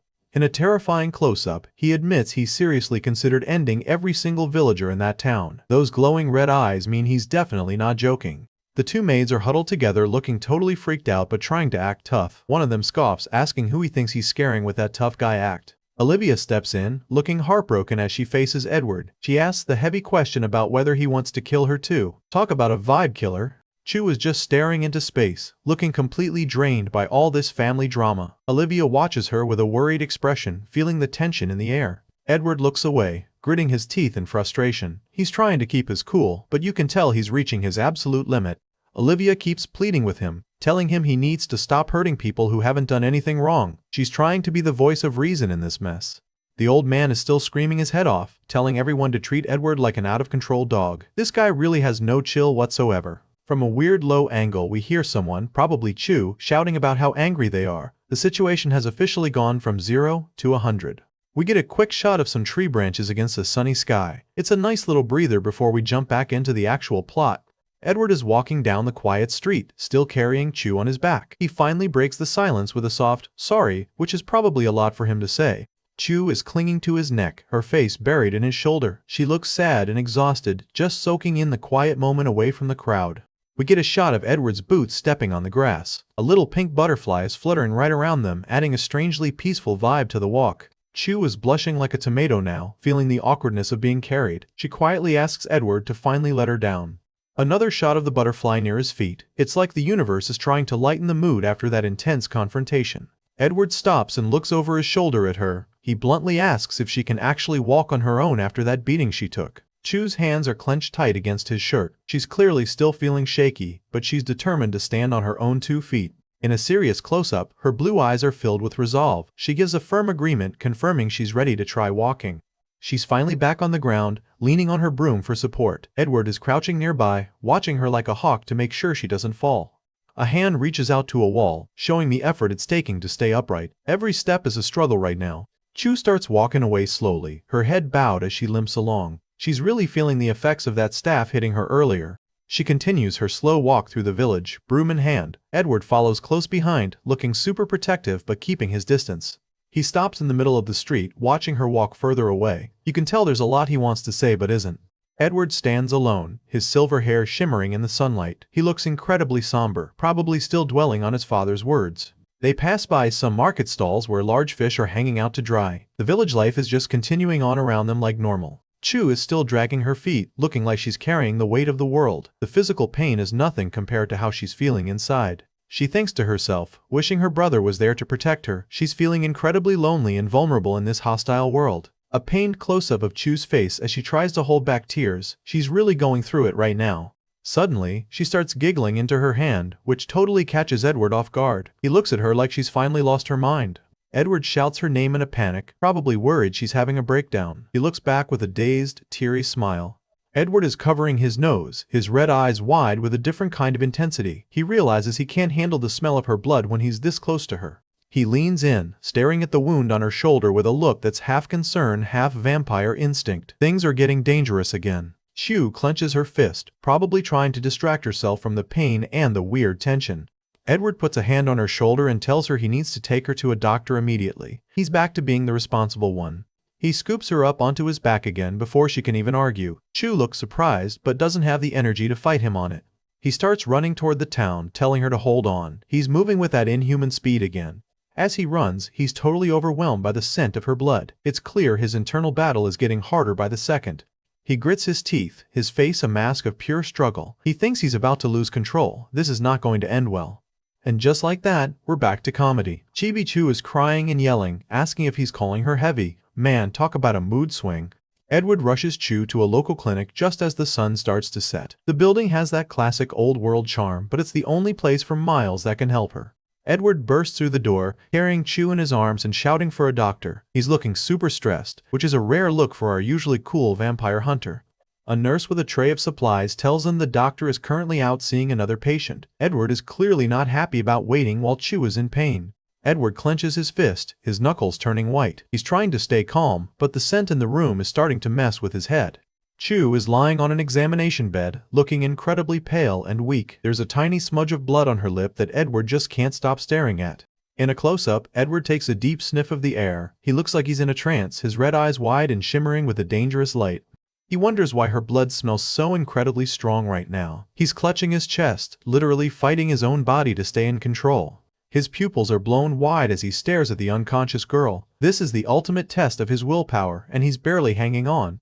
He stands over her, his expression a mix of hunger and concern. The room is silent except for the sound of his heavy breathing. Chu is totally out of it, her eyes closed and her face peaceful. She has no idea she's currently a five-star meal in Edward's eyes. His stomach actually lets out a loud grumble. Great timing, buddy. He's officially starving and his prey is right in front of him. Chu's hand lies limp on the white sheets. Edward is leaning over her, his struggle becoming more and more visible on his face. He realizes it's been a few days since he last fed. Being a half-vampire is a constant battle, and today he's definitely losing. He looks down at her face, thinking that she's tempting him to commit a crime. Yeah, the crime of being too delicious, apparently. His eyes glow a more intense red as he stares at her neck. The internal monologue is getting dark as his instincts take over. He reaches out a hand and gently touches her lip, right where that drop of blood is. He's completely under her spell at this point. He actually licks the blood off his finger. His sharp fangs are fully on display now. This is a point of no return for his self-control. A blush creeps onto his face as he realizes it doesn't taste bad. He looks like a guy who just discovered a new favorite snack, and it's honestly a bit creepy. He leans in closer to her neck, his silver hair brushing against her shoulder. The tension is so thick you could cut it with a vampire's claw. Edward suddenly breaks the tension by letting out a little laugh. He's probably laughing at how pathetic he is for being tempted by a human. He looks at her with a smirk and says he'll just drink a little and she won't die. Chu wakes up right then and yells at him, calling him a heartless jerk for laughing. Chu starts crying as she clings to him, confessing that even though he's a jerk, seeing him makes her feel safe. It's a classic I hate you but I love you moment. Edward looks surprised by her honesty, his hand over his mouth as he processes what she just said. He's definitely not used to girls being this direct with him. Chu switches to chibi mode, sobbing and asking if she's just a joke to him. The emotional whiplash in this scene is absolutely wild. Edward holds her hands, trying to be gentle as he asks if it really hurts that much when he sucks her blood. He looks genuinely curious, which is a choice. Chu goes full beet red and yells that it's her first time. Of course it hurts. Girl, maybe rethink your wording there. Both are back in chibi form as Edward gives a very unconvincing apology. Chu shuts him down immediately, saying he sounds totally fake. Chu calms down a bit and asks him for a favor, if he can flip her over because her back actually hurts. After that beating from the maid, she's lucky her back is the only thing hurting.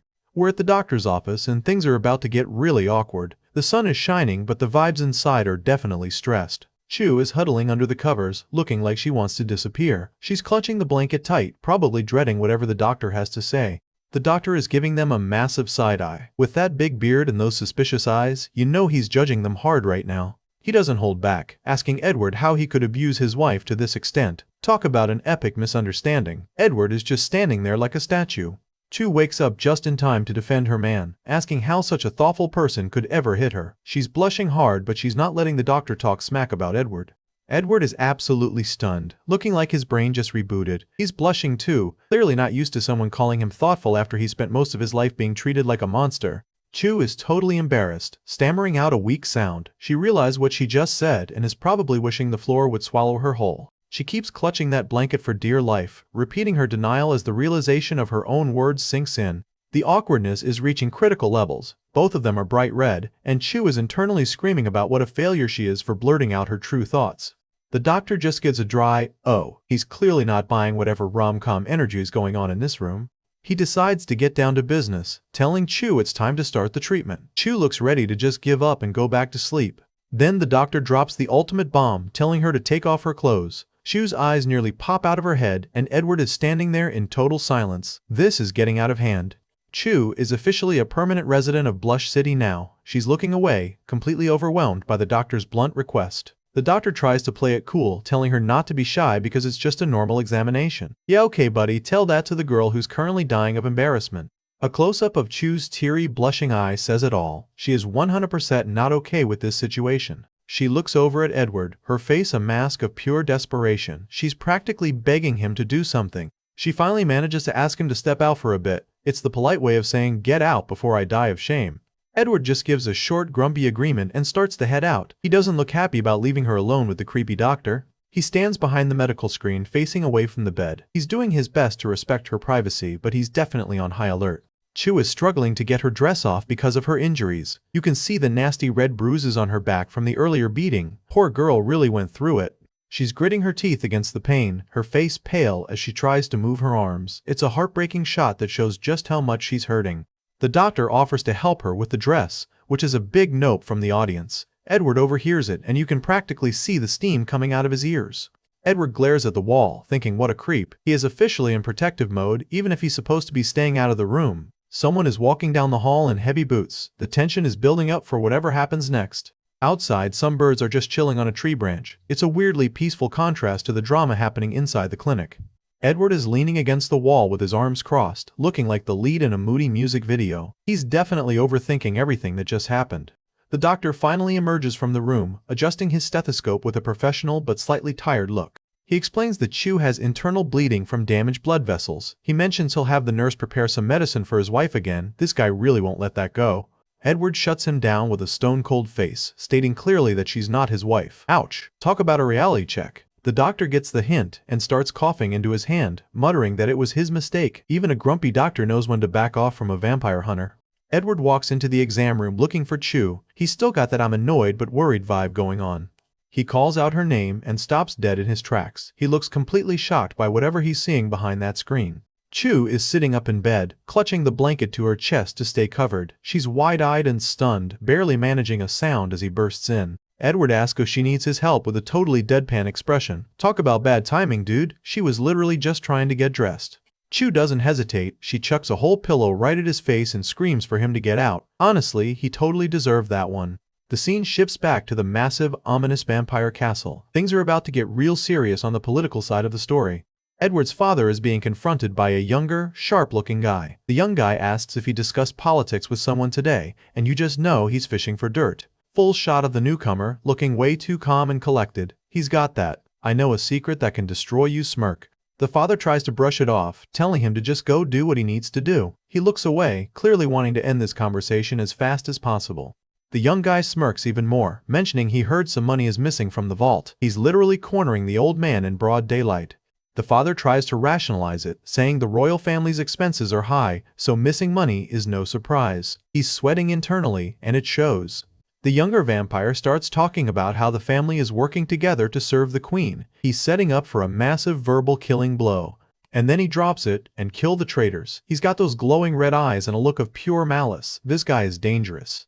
The father is totally rattled now, asking how he knows about that. He's officially lost his cool, and the younger guy is loving every second of it.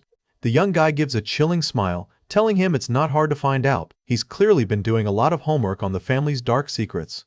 He drops the biggest truth bomb yet. The father had an illegitimate child with a human who turned out to be a hunter. How complicated. Yeah, that's one way to put a family secret that could get you killed. The scene continues on the balcony with the younger vampire. He drops another bomb, warning that if the queen finds out about Edward being a hunter, the father is in serious trouble. He asks if the father is going to personally kill this embarrassment to the family as a sign of his loyalty. This guy is pure evil, pushing for filicide. The father just stares ahead with those cold, glowing red eyes. He's listening, but he's not giving away anything about what he's actually going to do. The father suddenly grabs the young guy by the collar, yelling at him not to challenge his bottom line. He might be a bad dad, but he still has some protective instincts. He leans in real close, threatening that if the young guy dares to touch Edward, he won't even give him the chance to regret it. Okay, so maybe he does care about his son in his own twisted way. The young guy doesn't back down, clenching his fist and telling the father not to forget who is actually in charge of this family. It looks like the father might be losing his grip on power. The father looks at him with a dark, serious expression. The power struggle in this family is getting way out of hand. The young guy just stares back, his face a mask of cold confidence. He knows he has the upper hand here. He warns the father not to play his little tricks in front of him. This guy is officially taking over as the main villain. He turns to leave the balcony, leaving the father alone in the dark. The meeting is over, but the threat is very real.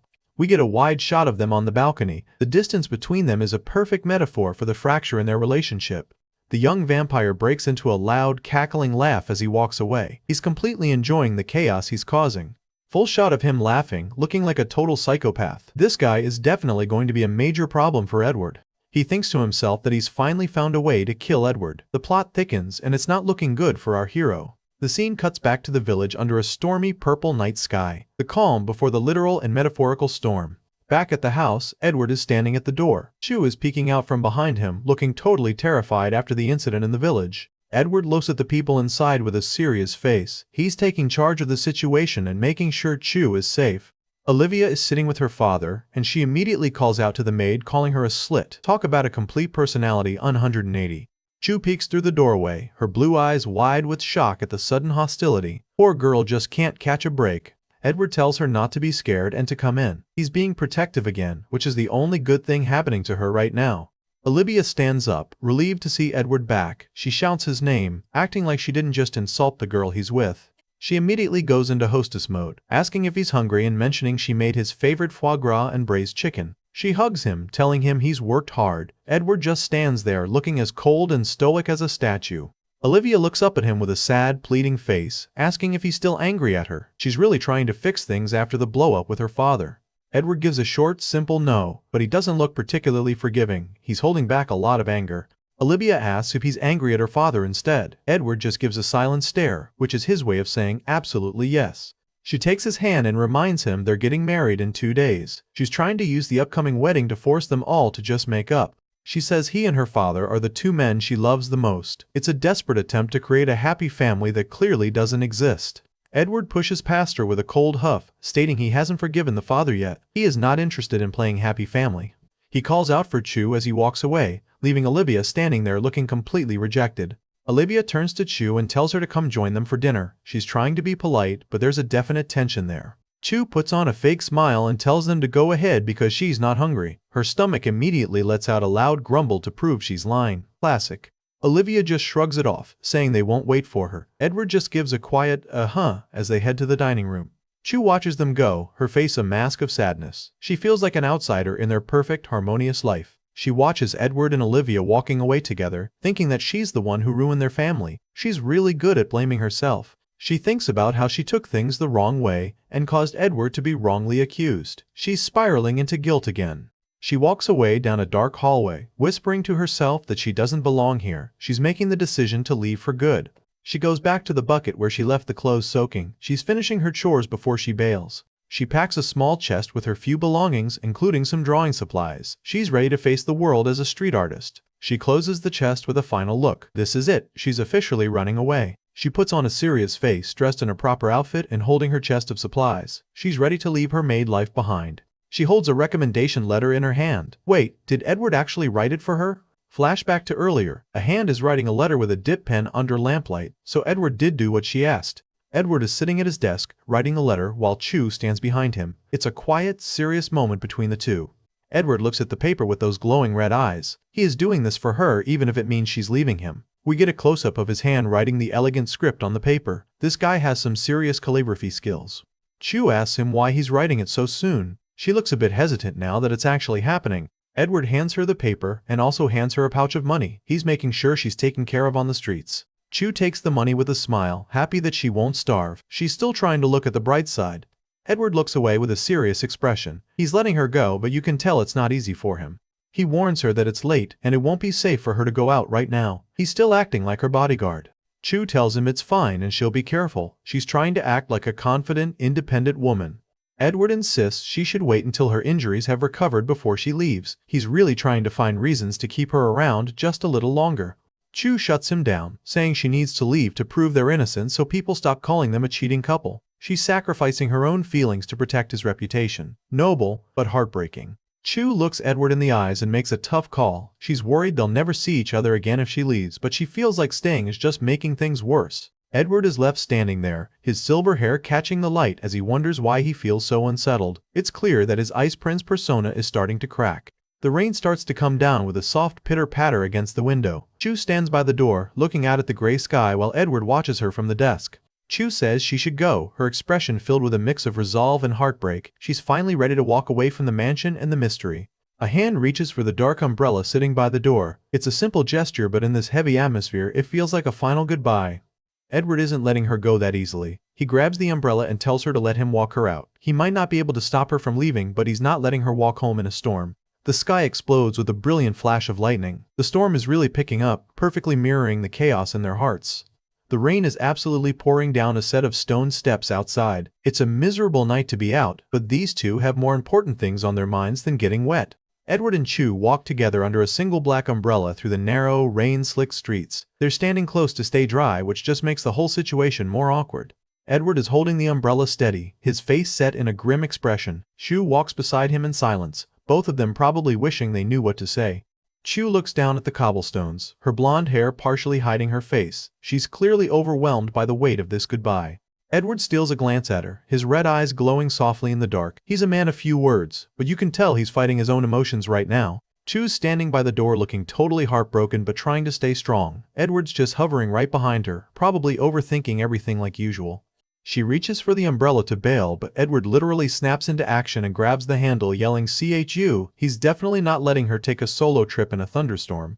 We get this cinematic high-angle shot of them sharing a single umbrella in the pouring rain. They're standing super close to stay dry, which just makes the whole goodbye way more awkward and intense.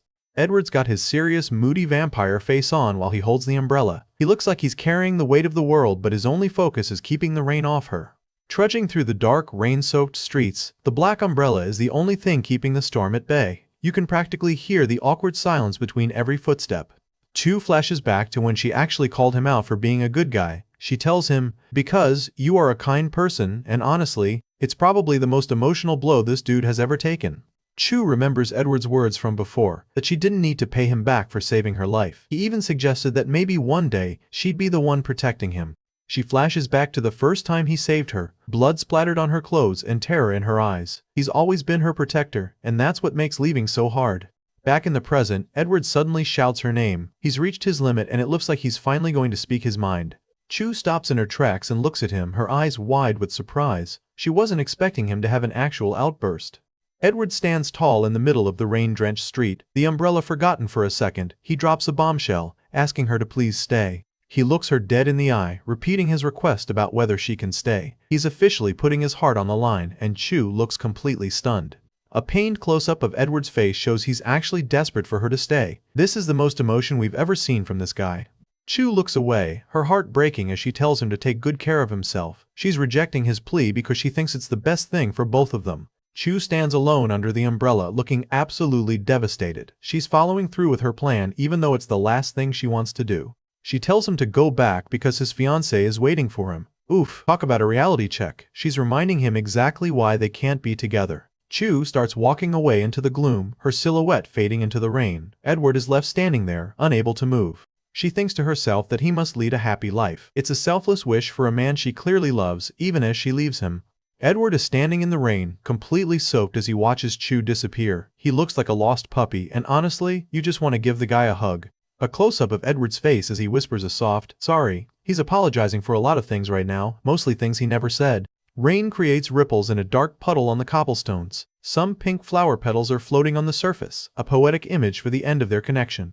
The water is splashing against a wall as the storm rages on. The environment is just as turbulent as Edward's thoughts. Edward stands alone in the middle of a deserted town square. He's thinking about how after meeting Chu, he suddenly had this intense urge to protect someone. He clenches his fist in frustration, his silver hair dripping with rain. He's thinking the classic line, "If only I had met you earlier." Too little, too late, buddy. Suddenly, the scene shifts to a dream. Edward and Chu are leaning in close to each other in a warm, soft light. They're about to kiss. This is the ship everyone's been waiting for, even if it's just happening in someone's head. Someone's eyes snap open from the dream. It was all just a fantasy, and reality is waiting with a cold bucket of water. Edward and Chu are hugging in the dream world, looking perfectly happy. The text box confirms it must have been a dream. Big rip for the fans. The scene cuts back to the mansion, where the maid is looking out the window at the clearing sky. The storm has passed, but the tension is still there. The maid runs to Olivia and happily reports that that woman finally left. Olivia looks a bit surprised, maybe not as happy as she expected to be. Olivia tells the maid to leave the rest to her and that she won't have anything to worry about. She's taking control of the situation now that her rival is gone. A hand reaches for a heavy wooden wardrobe. Things are moving forward, whether the characters are ready or not. Olivia stands in the hallway, looking composed and elegant. She comments that the rain settles, which probably has a double meaning for the drama that just went down. Olivia looks down, her expression serious. She has something important to do and it seems to involve some old secrets. She peeks into a room where a framed picture is resting against the wall. This is definitely going to reveal something big. The picture is a beautiful drawing of Edward and Olivia on their wedding day. Wait, did Chu draw this for them as a goodbye gift? Olivia finds a note left by Chu apologizing for everything and wishing them a happy marriage. Chu even mentions that Edward was willing to do anything for Olivia. Talk about taking the high road. A close-up of Olivia's hand holding the delicate note. She's probably feeling a massive wave of guilt right about now. Olivia whispers Chu's name with a look of pure sadness. She realizes that the girl she treated like an enemy was actually a genuinely good person. She has a brief flashback of Edward smiling, the one thing Chu always wanted to see. It's a painful reminder of what's been lost. Olivia looks at herself in the mirror, thinking she should have been the one asking for forgiveness. She's finally seeing the truth of the situation. Edward sits up in his bed, looking completely exhausted. He's shirtless and his silver hair is a mess. He clearly didn't sleep a wink after Chu left. He slumps on the side of the bed, his head in his hands. He looks totally broken and defeated by the events of the previous night. The text box simply says he's bothered, which is a massive understatement. Edward is going through it right now. Later, Edward is out on the balcony, leaning on the stone railing and drinking wine under the moon. He's trying to drown his sorrows in high-class vampire style. Suddenly, a pair of hands covers Edward's eyes from behind. He's totally caught off guard by the surprise attack.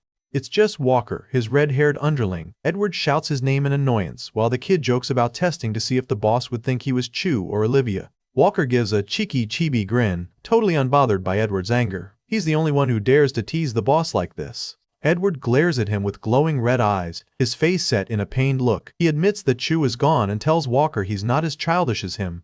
Chibi Walker keeps at it, telling the boss he must be in a daze because he misses Chu. This kid really has no survival instinct when it comes to teasing vampires.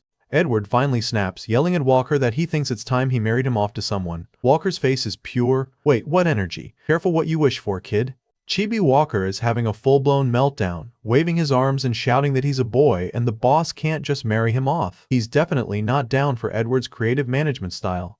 The duo stands on the balcony in total silence. Edward is calmly sipping his wine while Walker is still fuming in the background. The awkward tension is real. Walker drops the truth bomb, telling Edward he should stop being sad and just go bring Chu back. He's calling out the boss for being a total mess since she left. Edward blushes hard, trying to play it cool. He denies being heartbroken, claiming he just misses her a little. Yeah, okay buddy, we totally believe you. He tries to rationalize it by saying it's normal to miss someone after living together for a month. He's working overtime to convince himself this is just roommate withdrawal. Walker just gives him a massive "really?" face. He knows his boss is just too proud to admit he's in love, and it's honestly painful to watch. Walker keeps pushing, pointing out that even though Edward isn't sure of his feelings, it's obvious he prefers Chu over Olivia. He's basically being Edward's therapist at this point. He reminds the boss that marriage is a lifetime commitment and he should choose the person he actually wants to be with. Edward looks like he's finally starting to listen. Close up on Edward's hand as he clutches his shirt over his heart. He's feeling that physical ache of heartbreak, but he's still fighting the urge to admit it.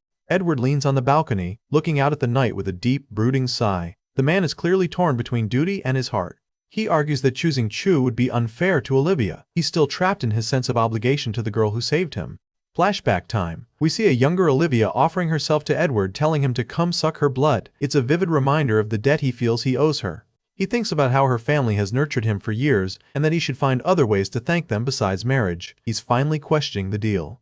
Back in the present, Edward tells Walker that he simply doesn't want to see Olivia unhappy every day. He's putting everyone else's happiness before his own. He believes Olivia simply wants to spend her life with him, and he's prepared to give her that, even if it kills him inside. Walker won't let it go, yelling that he can't just sacrifice his entire life for a debt. Edward finally shuts him down with a firm "that's enough." In a quiet moment, Edward whispers Chu's name into the night air. The one name he isn't supposed to say is the only one on his mind. The wind blows through the trees under a starry sky. The world keeps turning, even if our leads are miserable. Rain starts to fall, dripping off the leaves. The weather is matching the somber mood of the town. A girl at a door delivers bad news, saying her mother is away on a long trip and won't be back for a while. Chu is standing there, looking like her last hope just vanished. Chu is holding her recommendation letter, looking desperate. The girl tells her it'll be at least 2 months, time Chu definitely doesn't have. The scene in the background is busy, with servants rushing around. Chu stands in the middle of it, looking completely out of place and lost.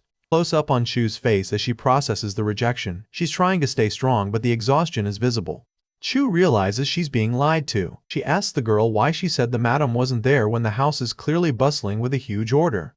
The girl drops the act and tells Chu she simply doesn't want to hire someone with a bad character. Ouch. The town rumors are officially working against her. Chu is fuming, asking if she stole something or what exactly she's being accused of. She's not going to let someone trash her reputation without a fight. The girl gets nasty, asking if she's going to keep acting innocent even though she was a mistress. It's a direct insult that hits Chu right in the chest. Chu realizes that Olivia's family must have spread these lies to ruin her. She's shocked that they would go this far even after she left the mansion.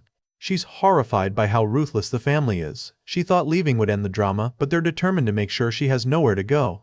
The girl tells her to get lost because she's not welcome there. Chu is officially blacklisted from finding work in this town. Chu walks away, her head bowed in defeat. She's alone, broke, and now branded a homewrecker by the entire community. She wanders through the dark, cold streets looking like a ghost. There's no one to turn to and no place to call home. Close up on her hand as she leans against a wall for support. She's reaching her physical and emotional breaking point. She's finally found a place to stay, but it's a depressing, sparse room. She looks completely drained as she sits on the edge of the bed. She clutches her chest, feeling a sharp pain. The stress is literally making her sick, and she looks like she's about to collapse. She touches her neck, where the vampire bites from Edward are still visible. It's a permanent mark of her time with him and everything she lost. She thinks to herself that despite everything, only Edward was sincere to her. It's a heartbreaking realization to have when you're all alone. Wide shot of the empty town square at night. The isolation is palpable. We see the exterior of a simple inn. It's far from the luxury she was used to, but at least it's a roof over her head.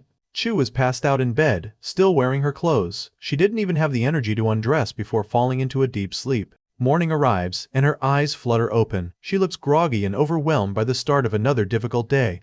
Bright light streams through the attic window, showing dust motes dancing in the air. It's a beautiful morning, but not for Chu. She slowly sits up, her hair a mess. She's staring at the wall, probably wondering how she's going to survive another day of this. She looks down at the bedsheets, lost in thought. She's trying to summon the strength to move. She opens a small bottle of medicine from her chest. She's taking care of herself because she knows no one else will. She swallows the pill with a gulp of water. She's determined to get her health back so she can keep looking for her brother. Chu looks out the window with a determined expression. She asks herself what she has to do to find her brother in this crazy world. The scene shifts to a massive, imposing palace. We're going to the heart of the vampire government now. Inside a grand hallway, someone is reporting that hunters are disguising themselves as sacrifices. The war between vampires and humans is heating up. A nobleman kneels before the throne, reporting that 5 nobles have been tortured and killed this month. The vampire aristocracy is starting to panic. The queen sits on her throne, looking bored. She asks if her elite troops are really necessary for such measly people. She's clearly overestimating her control. She calls out to a specific man, telling him to handle this matter. We see the back of a guy with dark blue hair and glasses.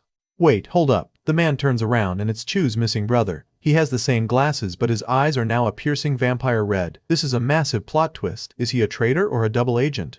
We're back at Olivia's family home, a fancy 2-story house that definitely shows off their status in town. But inside, things are anything but elegant.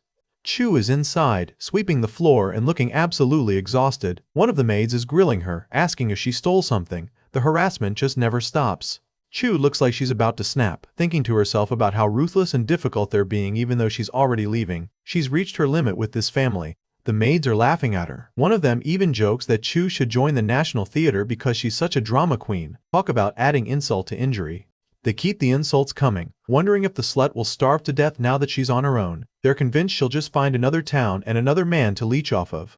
Olivia is standing by the door, overhearing everything. Her expression is unreadable, but you can tell she's not exactly thrilled with her staff's behavior. Olivia finally steps out and asks if the maids were the ones who told Mrs. Cooper not to hire Chu. The maids look totally busted, whispering a call to their miss in panic. She tells them she has faith that Chu won't be coming back and trusts that Edward won't meet with her in private. She's trying to be the bigger person here. The maids aren't convinced, wondering if Chu's whole leaving thing is just an act to get attention. They really have zero respect for anyone.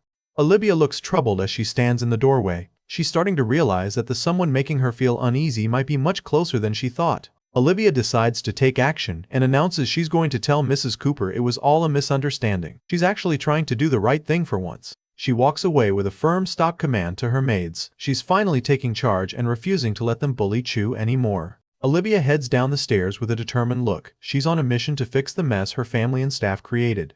She thinks to herself about her wedding tomorrow. She's hoping this one good deed will bring some kind of blessing to her marriage with Edward. In a close-up, Olivia looks genuinely hopeful. She really wants to start her new life with a clean conscience. The maids watch her go, whispering among themselves and wondering if their miss has finally gone crazy. They just can't wrap their heads around someone being actually kind. Olivia walks through the town, headed toward Mrs. Cooper's place. She's focused and ready to make things right. She looks around, trying to remember the way. The village looks peaceful, but there's a sense of danger lurking in the shadows. A mysterious man in a dark hat and cloak is watching her from an alley. This can't be good. He adjusts his hat, thinking to himself that it must be this woman. It looks like Olivia just became a target. The man follows her into a quiet side street, staying just out of sight. Olivia is completely oblivious to the danger behind her. Suddenly, the man lunges forward with a staff. Olivia lets out a muffled sound as he attacks her from behind.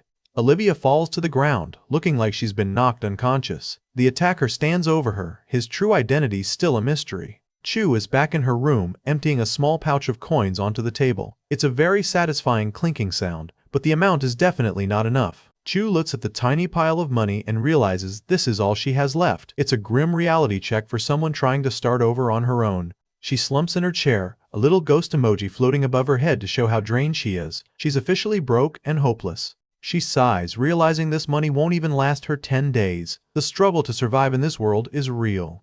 She thinks about asking Edward for another recommendation letter, maybe one that doesn't involve Olivia's family, but she knows that's just a pipe dream. A close-up of Chu's determined blue eyes. She knows she needs to find her brother, and for that, she needs money for the journey. She buries her face in her arms, feeling defeated. She's already told Edward she won't see him again, and she doesn't want to go back on her word. Chu decides to take matters into her own hands. She grabs her cloak and says she shall go out and try her luck. Time for a side quest. She walks out into the street and sees a tiny girl in a red cloak selling flowers. It's a cute but sad sight. The little girl calls Chu big sister and runs up to her, holding a small bouquet. Chu is immediately softened by the kid's cuteness. The girl holds out a single purple flower and asks if Chu wants to buy one. It's a classic beggar kid trope that works every time. The little girl has the most adorable pouty face as she offers the flower. How is Chu supposed to say no to that? Chu looks at her with a mix of pity and hesitation. She knows she shouldn't spend her last few coins, but her heart is winning the battle. She tries to walk away, saying she has no money. The little girl is persistent, grabbing her dress and offering a discount. Kids got a future in sales. Chu turns into a wide-eyed chibi, repeating that she's not buying it, but you can tell she's already lost this argument. The little girl pulls the ultimate guilt trip, tearfully saying she hasn't eaten in a few days. Checkmate, Chu. Chu stares at the girl in total silence for a long moment. You can practically hear her conscience screaming at her. Chu gives in, sitting on a step while a ghost emoji floats above her. The little girl is thrilled, thanking her and promising that good people will live a safe life. If only... Chu stands in a doorway, wondering if anyone is willing to take in a servant for a cheap price. She's really reaching rock bottom now. The scene shifts to a dark, derelict room. Someone is lying on the floor, surrounded by scattered straw and broken barrels. It's Olivia. She's lying unconscious on the ground in her fancy dress. This is definitely not the Mrs. Cooper's place she was looking for. A close-up of Olivia's eye fluttering open. She looks dazed and confused, probably wondering how she ended up in this dump. She sits up, clutching her head in pain. The realization of her situation is slowly starting to sink in. In a pained close-up, Olivia looks completely overwhelmed. She's gone from a noble bride-to-be to a kidnapping victim in record time. She looks out of a broken window, seeing the village in the distance. She's trapped and alone, and things are looking very grim. Olivia starts sobbing, her hand over her mouth as she tries to keep quiet. The terror is finally becoming too much to bear. She stands in the middle of a deserted street, looking lost and broken. The town that was once her home now feels like a prison. She arrives at a heavy wooden door and tentatively reaches for the knocker. She's looking for help anywhere she can find it. The door opens a crack, and we see Olivia peeking through. Her expression is a mix of desperation and hope. A close-up of Olivia looking through the door, her eyes wide with fear and relief. She's finally found someone. It's Edward. He calls out her name, looking surprised to see her at his door in such a state.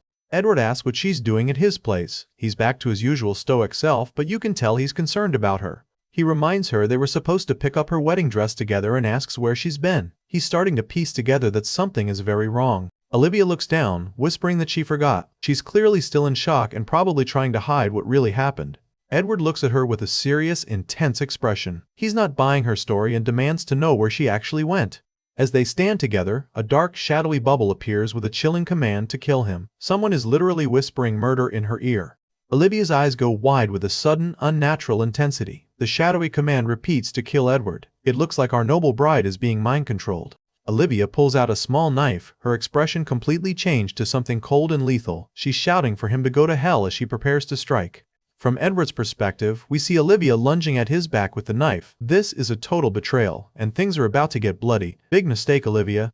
Edward is grilling Olivia about where she just went, and the tension is high. He offers to wait outside while she gets ready, but something feels off. Olivia is looking away, and those dark thought bubbles are a huge red flag. Kill him, kill Edward. Yeah, she is not in a normal headspace right now. The intrusive thoughts are winning. We get a zoom in on her eyes as she repeats the order to herself. This is getting scary fast. She tells him to go to hell. Big mistake, Edward. She's already got the knife ready behind her back, and she's out for blood. She lunges. This is straight up cold-blooded. She's aiming right for his back while he's not even looking.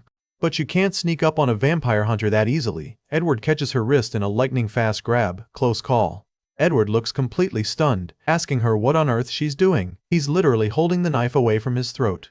Olivia has completely snapped. She's screaming for him to die with a look of pure hatred on her face. This is definitely not the Olivia we knew. Edward's eyes start to glow red. He's probably realizing that talking isn't going to solve this one. Olivia keeps screaming that he owes her. Edward is just confused, asking what the heck is wrong with her. Honestly, valid question. He looks her dead in the eye and asks if she wants him to die. The hurt is visible, but his vampire side is definitely coming out. Olivia's expression is cold as ice. She doesn't look like she's going to back down anytime soon. Edward starts getting intense, asking if she's afraid. He reminds her that he could basically end her life right now if he wanted to. He's towering over her, and the vibe is getting way too dark. He's trying to intimidate her into stopping this madness. Then he asks the million-dollar question, if she's still bothered by Chu. He thinks this is all about jealousy. And that was the final straw. Olivia goes nuclear, screaming at him to never mention Chu again and calling him a bastard. She's struggling to get her arm back, shouting for him to let go. She's completely lost control at this point. She tells him he should reflect on himself in hell. Talk about a dramatic exit line. She's raising the knife again for another strike. She lunges again. This girl is persistent, I'll give her that. She is putting every bit of strength she has into this. Zoom in on those red eyes. Edward looks like he's seeing something he can't believe. Wait, is he actually letting it happen? He closes his eyes and stops fighting back. This is not a good move, bro. Everything goes red as the struggle reaches its peak. It's a literal bloodbath in silhouette. She actually did it. Olivia stares at the knife in Edward's chest, looking suddenly shell-shocked. Reality is finally sinking in. Edward is gasping, clearly in a ton of pain. He looks like he's about to collapse right then and there. He hits the floor with a heavy thud. It's over. The legendary hunter was taken down by the girl he was trying to protect. He's bleeding out on the rug. Olivia just stands there looking down at him with a face that says, "What have I done?" Close up of the wound. That looks deep, and the blood is everywhere. This is a total disaster. Edward manages to look up and ask the most heartbreaking why. He really didn't see this betrayal coming. Olivia's eyes are dark and empty. She looks like a completely different person, or like she's being controlled by something. Then she drops this chilling line claiming the sooner he dies, the sooner she'll be free from pain. Her eyes are glowing red now too. What is happening? She just stands there looking down at him, completely unbothered by the fact that he's dying at her feet. Edward lets out a pained groan. He's losing strength fast. He asks if she'll really be happy as long as he dies. He still can't believe she hates him this much. And she just gives him a stone-cold yes, no hesitation at all. That is absolutely brutal. Edward makes a pained sound, clutching the area near the knife. It's a losing battle for him now. He gives her one final intense look, telling her to remember what she said. That sounds like an ominous warning. He slumps down, looking totally finished. The light is fading from his eyes. He's lying in a pool of blood now. Olivia is huddled on the floor next to him, looking like she's finally having a total breakdown. Bad timing alert. A maid walks in with a tea set and sees the absolute carnage on the floor. She is understandably terrified, dropping the tray and screaming for the miss. She screams that Olivia killed someone. She's pointing at her, and the truth is out. Olivia just stares blankly. She looks like she's completely left her own body. She is in total shock. Her expression is just hollow. The maid is hysterical in the background, while Olivia stands over Edward's lifeless body. This scene is pure horror. Olivia starts panicking, shaking her head and whispering that it wasn't her. Yeah, okay girl, the bloody knife says otherwise. Edward is motionless. The blood is pooling around him. It's not looking good for our male lead at all. Olivia's eyes are wide with terror. She's finally realizing the magnitude of what she just did. She's clutching her head, looking like her brain is about to explode from the guilt and the mind control. She keeps repeating that it wasn't her while the maid watches in absolute horror. This family is falling apart in real time. Edward is still on the floor, looking very much dead. Olivia is still in denial, repeating her "it wasn't me" mantra. She lets out a massive scream and clutches her head. The mental pressure is too much. She bolts. She turns and runs out of the room, leaving the crime scene behind. The maid is left alone with the body, shouting after her and asking where she's going. Outside, some crows are cawing on a branch. If that isn't a bad omen, I don't know what is. Cut to Chu, who is walking down the street looking super gloomy. She's clearly still heartbroken about the wedding. She stops and thinks to herself, wondering why she suddenly feels so unsettled. Her intuition is definitely trying to tell her something. A woman at a door snaps at her, asking if she's even listening. Chu snaps out of it and tells her to go ahead. Olivia's father and the maids are standing over Edward's body, and the vibe is beyond heavy. One maid is panicking, asking what to do since it looks like the legendary hunter is still breathing. This maid is totally freaked out, worrying that if Edward wakes up, he's going to come back for some serious revenge. Honestly, she's not wrong. You don't just stab a vampire hunter and expect a thank you note. The other maid points out the cold reality. If Edward lives and reports Olivia, she's going straight to prison. It's a total him or us situation now. Olivia's father lets out a massive, stressed-out sigh, covering his face. He is definitely not winning any Dad of the Year awards for how he handles his daughter's messes. The old man grumbles about how his daughter only ever knows how to cause trouble. Talk about being supportive. He decides to take things to a dark place, ordering the maids to end Edward's life and sneak him out the back door. His plan is to bury the problem in the outskirts where no one will ever find him. The father tries to justify the murder by reminding everyone that Edward is a vampire. He claims that if his nature changes, none of them will be able to escape his wrath. We get a chilling shot of a hand near the bloody rug. The father calls this move cruel, but says it's their only choice if they want to avoid all risks. The maids just stand there in a heavy, awkward silence. You can tell they're realizing they've signed up for way more than just light cleaning and tea service. The lead maid tries to dump the job on the younger one, saying she's going to find Olivia while the other handles the task. The poor girl is shaking, terrified that she's expected to finish the job.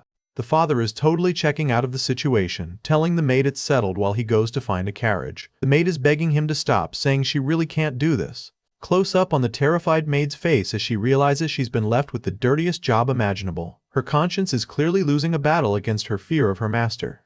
The maid actually goes for it. She's kneeling over Edward, trying to strangle him with a long white cloth. It's a desperate, messy attempt to follow orders. We see Edward's eyes closed, looking totally peaceful and vulnerable. He has no idea his life is being snuffed out by a panicked servant. Plot twist. Edward's eyes snap wide open, glowing a terrifying demonic red. If you were that maid, this is the exact moment you'd start praying.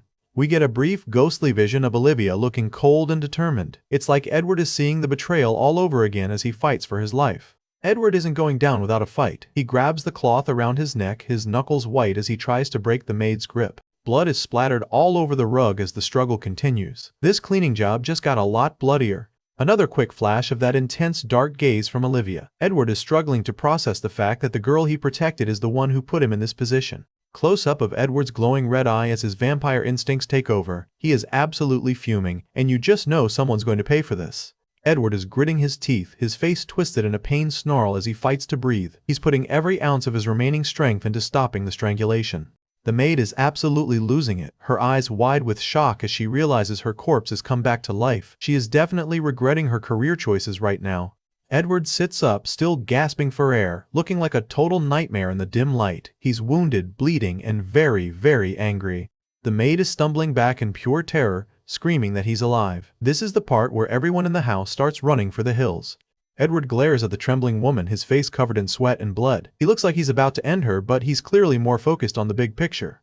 The maid tries to play the "I was just following orders" card, crying that the master told her to do it. She's desperately trying to distance herself from the murder attempt. Edward ignores her excuses, his silver hair messy as he struggles to get his bearings. He's focused on the one person who actually matters in this mess. Edward drops a massive bombshell. He realizes that Olivia is being controlled by someone. He's pieced together the mind control plot even while bleeding out on the floor. He limps toward the door, leaving a massive, dark pool of blood behind him. The man is a walking miracle at this point, driven purely by the need to find the truth. We get a shot of his boots stepping through the fresh blood on the carpet. Every single step looks like it's taking an incredible amount of effort. Edward's bloody hand reaches for the doorknob, leaving a gruesome smear across the wood. He's determined to get out of that room no matter what. He bursts through the door and yells at the terrified maid to hurry and look for Olivia. Even though she just tried to kill him, he's still thinking about saving his fiancée. Edward lets out a pained groan as the damage to his chest finally starts to slow him down. He's reaching his limit, and it's a race against the clock now. He's leaning against the doorway for support, looking completely drained. His white shirt is soaked with blood, and he looks more like a ghost than a hunter. Edward lets out a heavy huff as he thinks back to how Olivia once saved his life. It's that old bond that's keeping him from just letting her go. The scene shifts to a massive, imposing castle under a gray, moody sky. We're definitely not in the village anymore. Things are getting much more high-stakes vampire politics. A mysterious, elegant woman cries out, begging someone to hurry and save our son because he's in serious danger. It looks like Edward has some very powerful parents watching from the shadows. A young guard tries to stop Edward's father, warning him that it isn't safe. The silver-haired man doesn't look like the type of guy who listens to warnings, though. The tall, silver-haired man walks down a grand, sunlit hallway with a stone-cold expression. He radiates pure power and authority. Close-up of his expensive coat as he reaches into his pocket. He's definitely preparing something major for his upcoming rescue mission. He pulls out a stunning, glowing purple vial. It looks like some high-level magical healing potion, exactly what Edward needs right now. He stands in a shower of magical light and white feathers, whispering about how she's finally willing to see him as a vision appears before him.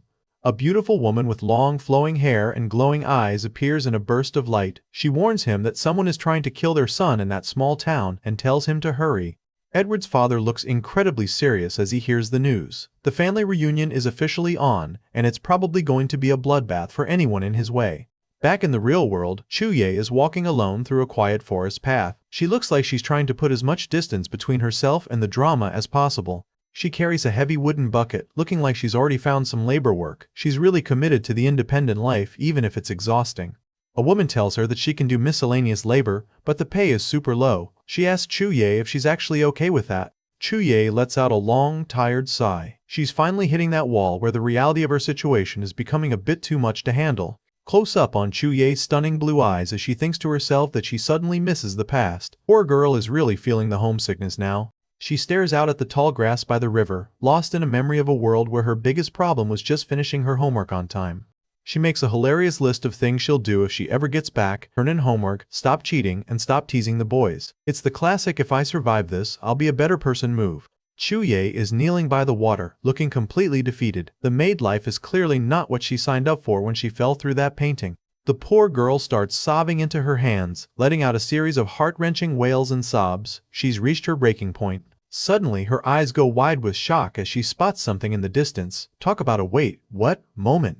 She sees Olivia sitting by the water, also crying her eyes out. The two girls who have been fighting over the same guy are now both sitting in the mud, totally broken. Talk about some major parallel energy. Olivia is a total mess right now, sobbing by the river and telling Chuye to just leave her alone. She's completely broken and doesn't want anyone near her. She's huddled on the ground, practically begging Chuye to stay away. The guilt of what she did is clearly eating her alive. Chuye just stands there with a serious look, clearly not sure how to handle a girl who just tried to murder their mutual love interest. This atmosphere is awkward with a capital A. Chuye decides she's had enough and tells Olivia she's leaving. Honestly, can you blame her? Trying to help someone who's actively pushing you away is exhausting. As Chuye turns to go, Olivia is still in pieces behind her. It's a sad sight, but the drama is only just starting. Olivia starts to mutter something, her voice shaking with every breath. She's about to drop a massive truth bomb. Chuye's eyes go wide as she hears the words about killing Edward coming from Olivia's mouth. Talk about a heart-stopping moment. She spins back around, looking at the sobbing mess on the ground in pure disbelief, asking what she means. Olivia is totally hysterical, crying about how Edward is dead and she has no reason to go on. Chuye looks like she's about to lose it herself. Chuye isn't having it, yelling and demanding to know exactly what happened. She's not ready to accept that her favorite vampire is gone. Olivia stands by the water with a hollow look, claiming this will be her final resting place. She's really going for the full tragic ending here. But wait, a mysterious foot steps onto the grass. Someone is approaching the dramatic scene, and it might not be who we think. Edward is still standing, looking completely drained and thinking about Olivia. He's a walking miracle after taking a knife to the chest. He's managed to make it to the outskirts of a small house, but he's clearly at his limit. This guy is literally too stubborn to die. Suddenly, his massive silver-haired dad drops in, wings and all. Edward looks ready to collapse, clutching his blood-stained shirt. The father-son reunion we definitely didn't ask for is happening right now. The old man looks calm while Edward is just trying to stay conscious. Edward isn't exactly happy to see him, yelling for him to go to hell even though he's half dead. His dad just calmly states he's there to heal the wound. The father reaches out, his hand ready to work some vampire magic. Edward looks like he'd rather take his chances with the knife wound. A weird purple glow starts emanating from the father's hand as he begins the healing process. This definitely isn't your standard first aid. Edward isn't having it, grabbing his dad's wrist and pushing him away with whatever strength he has left. He's not interested in any kindness from the man who ruined his life. He shoves his father back, telling him to get lost and calling the whole situation a joke, asking how a ruthless killer can save a life. The father looks genuinely hurt, but he doesn't budge. He's committed to this weird redemption arc whether Edward likes it or not. Edward is spitting straight fire, calling his dad's attempt to save him ridiculous. He hasn't forgotten the ruthless killer his father used to be. The old vampire looks away, sounding almost regretful as he says he hopes to make amends. It's a bit late for that, don't you think? The two silver-haired men stand in the shadows of the alley. The tension's so thick you could cut it with a vampire's fang. It's a classic family standoff. Edward isn't buying the apology, shouting that there's no way to make amends for killing his mother. He's not going to forgive and forget that easily. His father looks down and drops a cryptic, "What if?" Edward just stares at him, probably wondering what kind of crazy plan is coming next. The dad claims he can resurrect her, and Edward looks totally skeptical, his red eyes narrowed. He's waiting for the punchline to this very unfunny joke. Edward just loses it, yelling about resurrection and reminding his dad that he burned her alive. He's calling out the total insanity of the idea. Suddenly, a ghostly voice echoes through the alley, calling out Edward's name. It looks like the supernatural drama just hit a whole new level. The father places his hand over Edward's heart, and things start getting really magical. This is way beyond just healing a stab wound. Intense purple energy flows into Edward, and you can practically feel the power through the screen. His father is definitely holding nothing back. The old man explains he recently got a magic device that can store a soul. This is sounding more like necromancy every second. He tells Edward that remnants of his mother's soul still exist, and with a suitable host, they can bring her back. Talk about a be careful what you wish for scenario. The father tells Edward he needs to live if he ever wants to see his mother again, warning him that this will take some time. It's the ultimate bribe. Edward clenches his fist, the realization hitting him hard. He's being forced to trust the man he hates the most for a chance at a miracle. The glow starts to fade, and you can see the wound is actually closing up. Magic medical care is definitely efficient, if a bit terrifying. The father states simply that his wound has been healed. It's like he just handed him a band-aid instead of performing a supernatural surgery. Edward looks away, still not entirely sure how to process all of this. His dad apologizes for not letting him see his mother right now, which is super convenient. The father turns to leave, his wings unfolding in the moonlight. He tells Edward to take good care of himself, sounding way too much like a concerned parent. Before he goes, Edward asks if Olivia being mind-controlled has anything to do with him. He's finally thinking about the girl who tried to kill him. The silver-haired vampire promises to investigate it, looking every bit the noble lord again. It seems Edward has an ally in high places, whether he wants one or not. Edward is left standing alone in the alley, his shirt still bloody and his mind reeling. He's got a lot to process. Back in the woods, Chuye is literally dragging Olivia away from the water. Olivia is putting up a fight, yelling at Chu to stay out of it. Chuye finally loses her cool and screams at her, asking if she's crazy. Olivia is back to sobbing, saying she can't die and neither can Edward. The guilt is clearly eating her alive. Chuye is panicking now too, asking how a high-level vampire like Edward could even die that easily. She gets right in Olivia's face and tells her to get her butt back to the house to check on him right now. While Olivia is still weeping in the background, that mysterious person in the buckle shoes is standing right there. We still don't know who this is. Suddenly, a hand reaches out and grabs Chuye's wrist. This is getting intense. Chuye looks over and her eyes go wide with relief. It's Edward. He's looking serious, but at least he's not a corpse. She doesn't even hesitate and throws her arms around him, crying that she thought it was all over. But the mood shifts fast. Edward grabs her wrist and asks what she was doing to Olivia. Ouch, he sounds totally suspicious.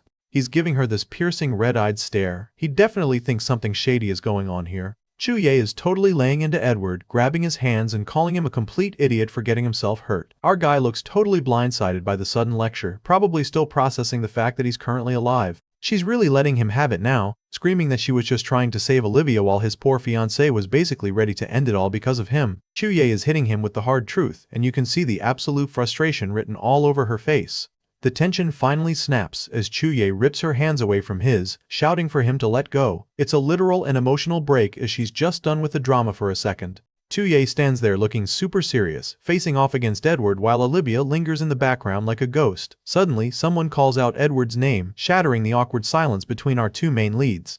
It's Olivia, and she is a total mess. We get a close-up of her tear-streaked face as she cries out for Edward, looking like her entire world just came back from the dead.